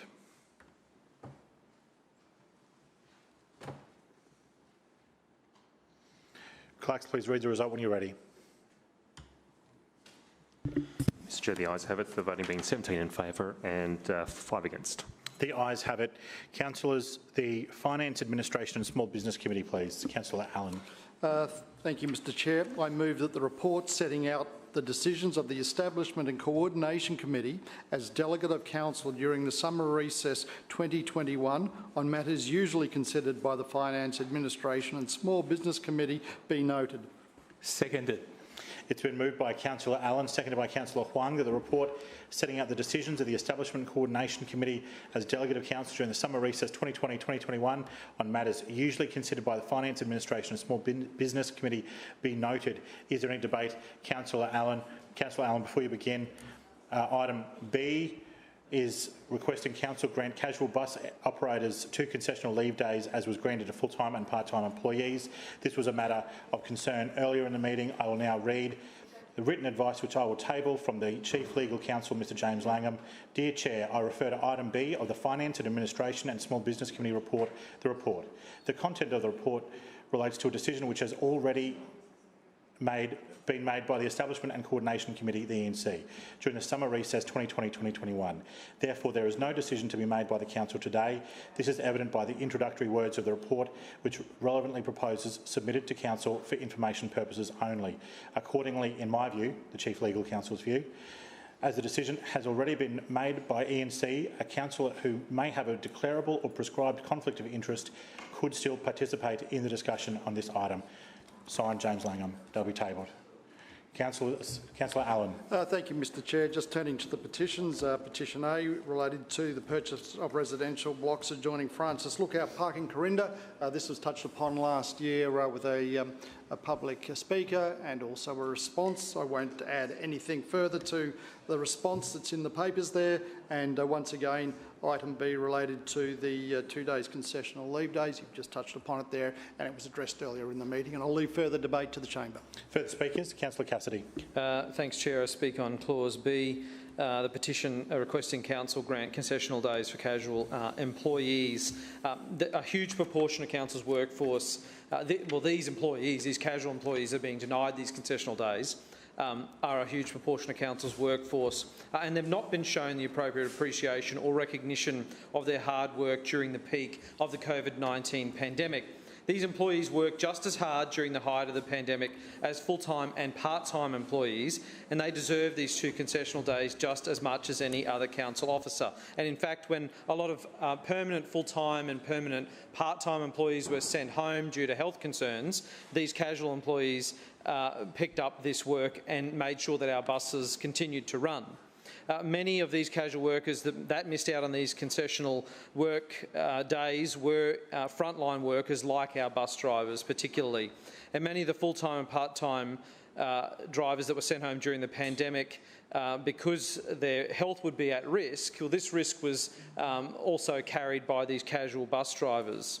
So they did the hard yards during the peak of the health crisis, but this LNP administration has turned their back on them. They say that they run one of the best organisations to work for, but when it comes to this Lord Mayor actually taking action, we know that they're not being properly recognised for their efforts.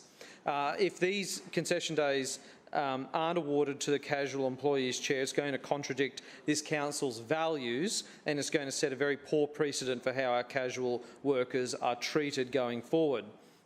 We're now nearing the recovery stages of the pandemic, and these council employees still haven't been thanked for their efforts during the peak of COVID. Lord Mayor said he sent an email to them, and then the next turn turns his back on them and says, we don't think as highly of you as employees as we do another set of employees. The LNP Transport Chair thinks that council jobs are, and I quote something he said last year, cosy. He said council jobs are cosy. And I know that would be deeply insulting to the 8,000 plus council employees we have, and particularly these casual employees. Now, I'd love to see Councillor Murphy try and work a year as a bus driver, particularly in the peak of a pandemic, and then he would learn how demanding the job is. And I wonder if he would say then, Chair, that these jobs are just cosy.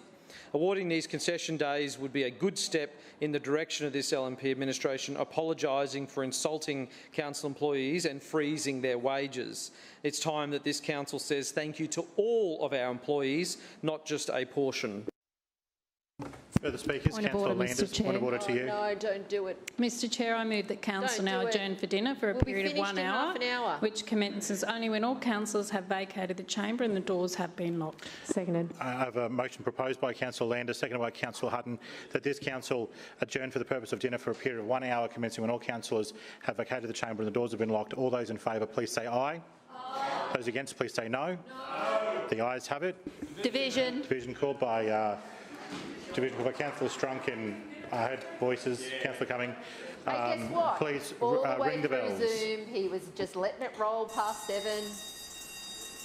There's more of you than us. You're going to be the one sitting here for 20 minutes afterwards. Councillor Johnston, please just allow the vote to occur. Yeah. And all you people with your families, I'm sure you can get home to them nice and quick. See your kids.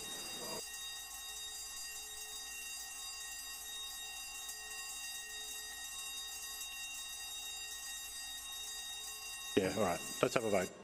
Right, all those in favour, please raise your hand.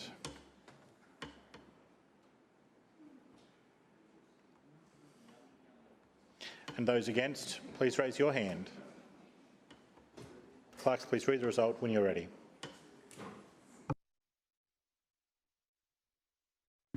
Mr Chair, the ayes have it, the voting being 17 in favour and 5 against.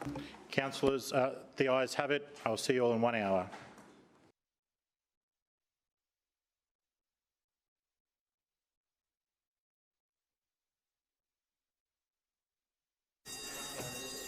Yeah, well, you're here too.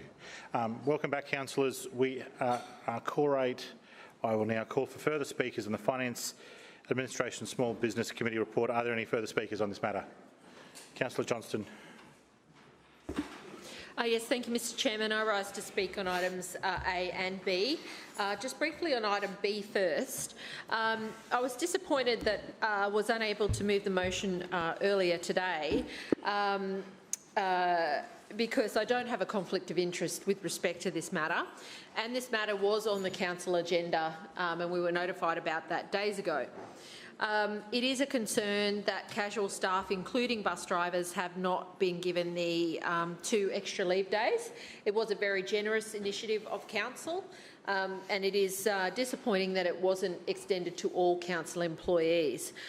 So I don't support the recommendation before us today. I think that when council says it's taken steps to support all employees, that's clearly not the case. There is a double standard happening depending on the type of employment that you have with council, and I just don't think that's an appropriate way to treat our staff.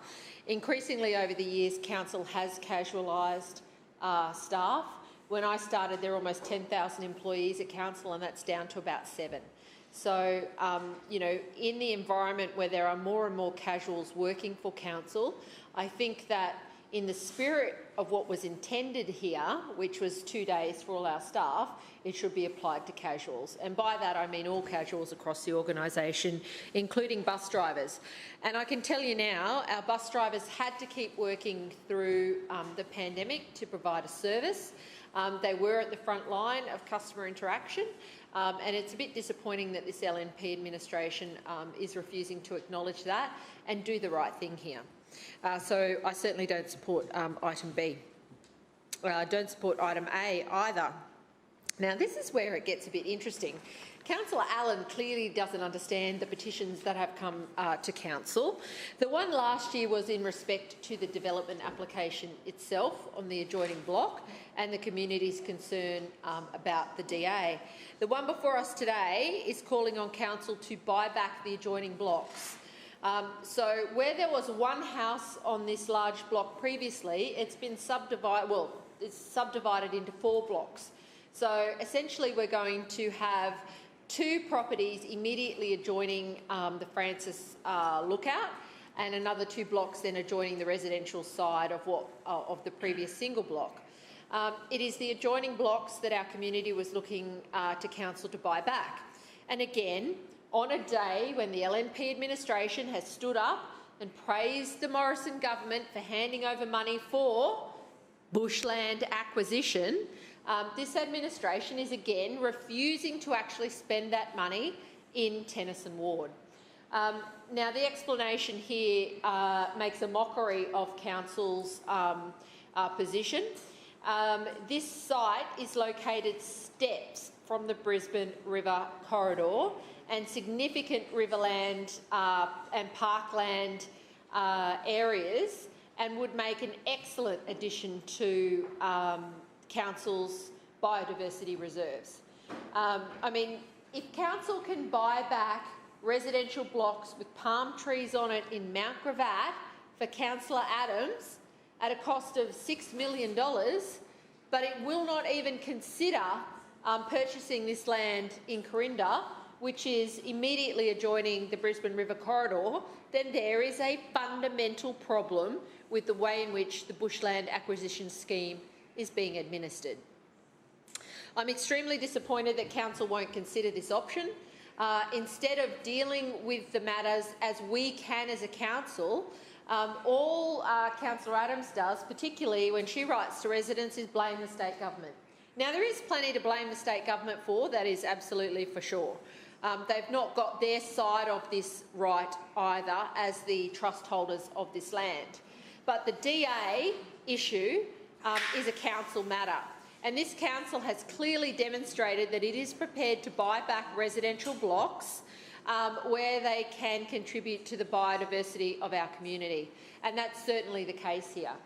What has come out since this whole process started is there is a very large gum tree on the property, and the residents have had an independent arborist report undertaken because they were concerned that the tree was not properly described in the arboreal reports that were given to council and the state government for consideration. And that gum tree diameter has been significantly underestimated in this new report that the residents have had. Now, that is significant because the roots of the tree extend out much, much further than in the development application. And I am concerned that this tree will be adversely impacted by the level of excavation required for the house and the pool on the top block, and the house and presumably pool on the bottom block adjoining the lookout. The sad part of all of this is that council has gone out of its way to look at a solution for Councillor Adams in her ward, and also for Councillor Richards in her ward of Pullenvale previously. $6 million on one block and I think $7 million on another block. That block out at Moggle had no trees on it either, yet it was acceptable for buyback. This block is a heritage-listed lookout. It has significant vegetation on it. It has significant heritage and cultural value, and it is steps. And it's one house block separating it from the Brisbane River corridor, where it is mapped in a biodiversity area of high ecological significance. Despite all of this, this LNP administration is spurning its own voters, and I've made that very clear to them. Most of these people didn't understand the process, and I've sort of explained to them how bushland acquisition works, and they're quite shocked, having researched themselves, to see which blocks have been bought back and which blocks council refuses to. And most of them, are pretty smart, well-educated people, and a lot of them would have voted for the Lord Mayor at the Lord Mayoral level. I can tell you they've been very disappointed in the response by their council. They asked the Lord Mayor to come and speak with a group of residents. He refused to do that. He has refused to overturn or refuse the DA as part of that process. And now he's refusing buyback. All of this, of course, was done in secret over the break. I provided comments on this petition in November last year, and it could have come to a full council meeting for me to actually vote on, move an amendment on. But the gutless LNP administration took it to Civic Cabinet in the recess, and it can only come here to this meeting today for noting, and we're not allowed to make any amendments to it. So that's the way in which this LNP administration treats residents. It makes decisions behind closed doors, in secret, and it means that we are restricted as councillors from attempting to change those recommendations. The sad part is they could have brought it to the meeting next week. They could have waited. 1 week is not going to make a big difference. So this was a deliberate decision of the LNP to circumvent full and fair debate in this council chamber before us today. This is the wrong decision. There is plenty of precedent out there, particularly in Mount Gravatt East and in Moggill, to buy back land like this, and it would certainly contribute very significantly to preserving an important heritage-listed, culturally and environmentally important park on the edge of the Brisbane River Corridor.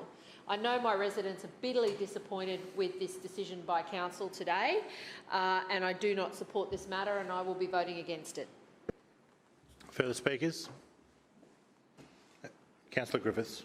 Yes, thanks, Mr. Chair. And I too rise to speak on the issues related to the Finance Committee, particularly the petition to pay casuals. Can I say from the outset, I and the Labor Party don't support the recommendation contained in this report, and certainly won't be supporting it. Our view is that we should be providing the 2 days to acknowledge the work and contributions of the many casuals who worked during the COVID period. And they worked when many of our permanent staff, part-time and full-time staff, weren't available to work. So they've gone out of their way to actually help fill in the needs of Brisbane City Council, provide a service to residents and provide a service for our council. And I think really what we're doing here, by not giving these casual staff recognition of the fine work they did during COVID, in providing them with 2 extra days, is a real indictment on this administration and on the thinking of this administration. I believe very strongly that we should be valuing our workers. I pride myself as a member of the Labor Party as someone who actually doesn't see our workers as a commodity, but sees our workers as someone that we should be partnering with. And I certainly, and I know my colleagues, certainly believe that the value of our workers and the value of our organisation really comes from the great workers we have and the great workforce we have. And we would be nothing without that workforce. So whether those workers, those casual workers, are unionised or not, and all the bus drivers out there who provide a great service during the COVID period, I apologise for this administration for the way they're treating you, and would say that I'm ashamed of how this council and this administration have dealt with you. Thank you. Further speakers? Councillor Allen. I'll now put the resolution. All those in favour, please say aye. Aye. And those against, please say no. No. The ayes have it. Division. Division called by Councillor Johnston and Councillor Griffiths. Please ring the bells.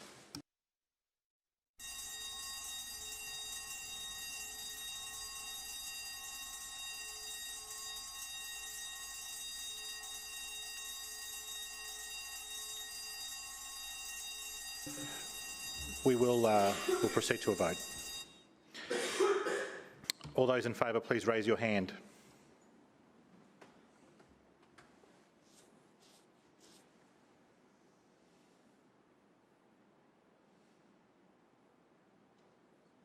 Thank you. And all those against, please raise your hand. Clerks, please read the result when you're ready.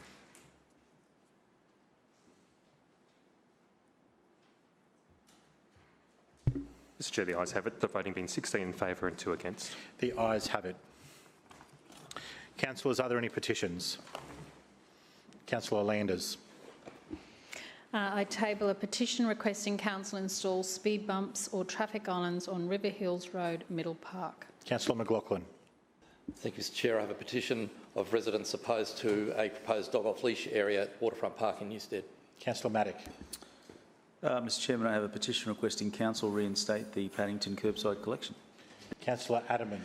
A petition requesting council reinstate budgeted services. Councillor Howard. I have 2 petitions, one requesting council consider objections to the Elizabeth Street bicycle lane and one regarding undue out-of-hours noise generated by a school at Spring Hill. Councillor Griffiths.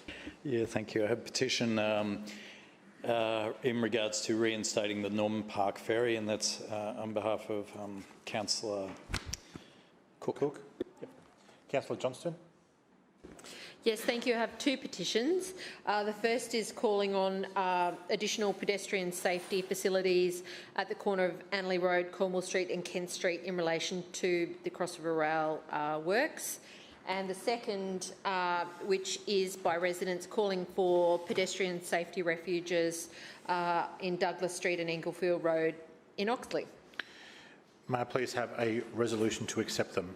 Mr Chair, I move that the petitions as presented be received and referred to the committee concerned for consideration and report. Seconded. It's been moved by Councillor Lander, seconded by Councillor McLaughlin, that the petitions as presented be received and referred to committee concerned for consideration and report. All those in favour, please say aye. Aye. The contrary, no. The ayes have it. Councillors, general business. Are there any statements required as a result of an Office of the Independent Assessor or Councillor Ethics Committee order? Are there any matters of general business? Chair. Councillor Adaman. Thank you, Mr Chair. Every so often the stars align, and with a little bit of good old-fashioned intent and cooperation, a great outcome for your local community can be achieved. That occurred last week when I was advised that a century-old tree with cultural significance at Moggill had been officially saved after council worked with the applicant, Mr Bruce Lockwood, to ensure it was preserved as part of his new housing project. The significance of this tree was first brought to my attention last year by someone well known to this chamber, Judy Maygubb, the former councillor for Toowong, who is now president of the Kenmore and District Historical Society. I met with Judy and a delegation of concerned local residents on site where Mr Lockwood was proposing to subdivide a block of land at 82 Weeks Road into 6 housing blocks. As the original plan stood, the tree was marked for removal to make way for the service road into the new estate. Judy provided me with irrefutable evidence that it was an Aboriginal birthing tree and that the family camped at the site between 1927 and 1966. Historians believe the last Aboriginal child in the district was born under that tree. I obviously didn't want to see this important part of local history lost to development, so I wrote to the Planning Chair, Councillor Adams, requesting council officers investigate a way to save the tree.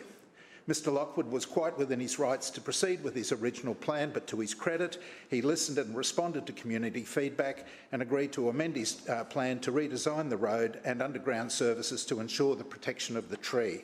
The news has been well received in my community, not only by local environment and historical groups, but the community in general.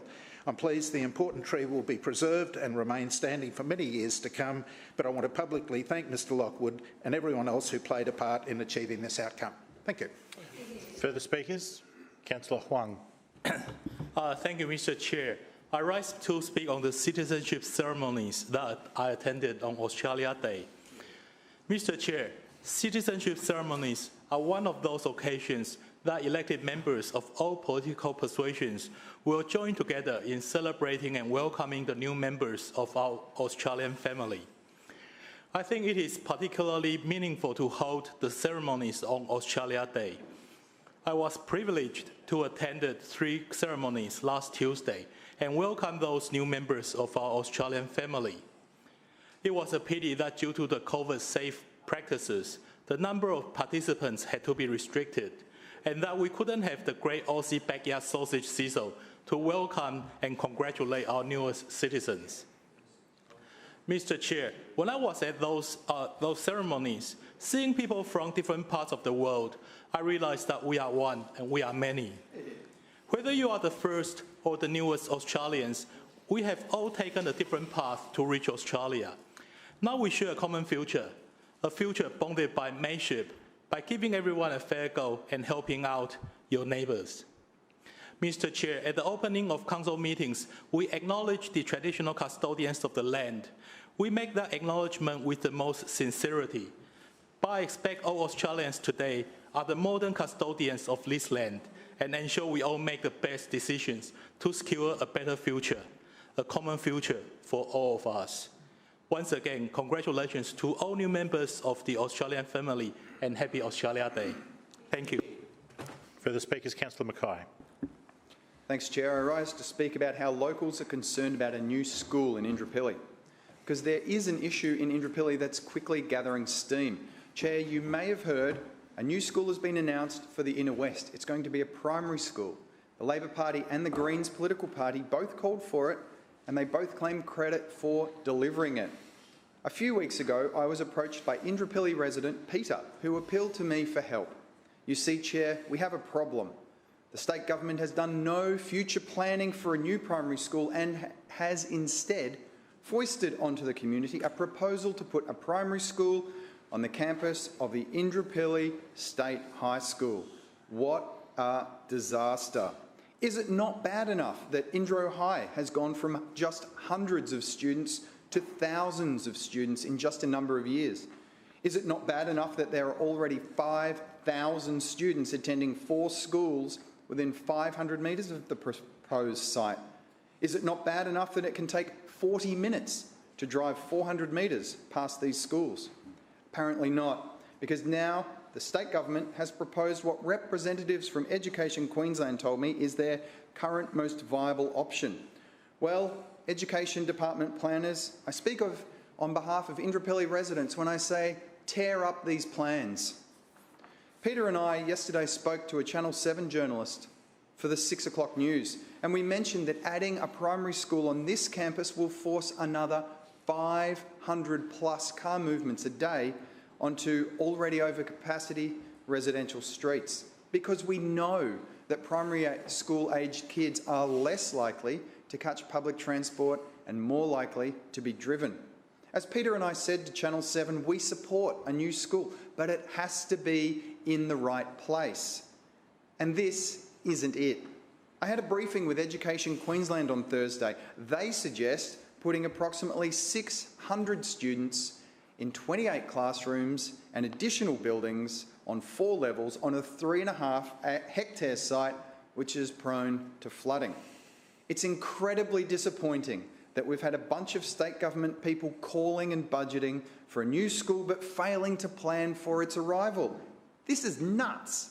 We're hearing the State Greens political party member say consideration should be given to privately owned car yards on busy roads, small development lots in residential streets, and so on.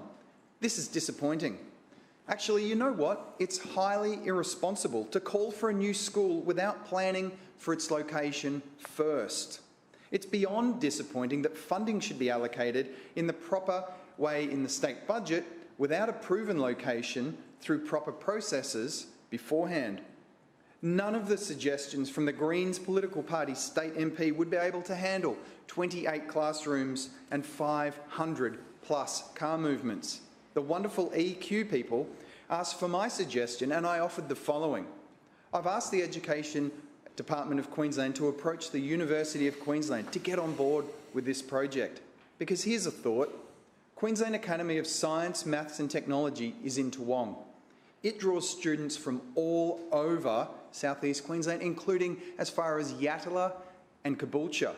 Many QuasMat students are driven to Toowong because it's hard to catch public transport to the QuasMat campus. UQ, on the other hand, is serviced by world-class public transport, high-frequency buses, city cats, soon to be a metro. There's also heaps of unused land.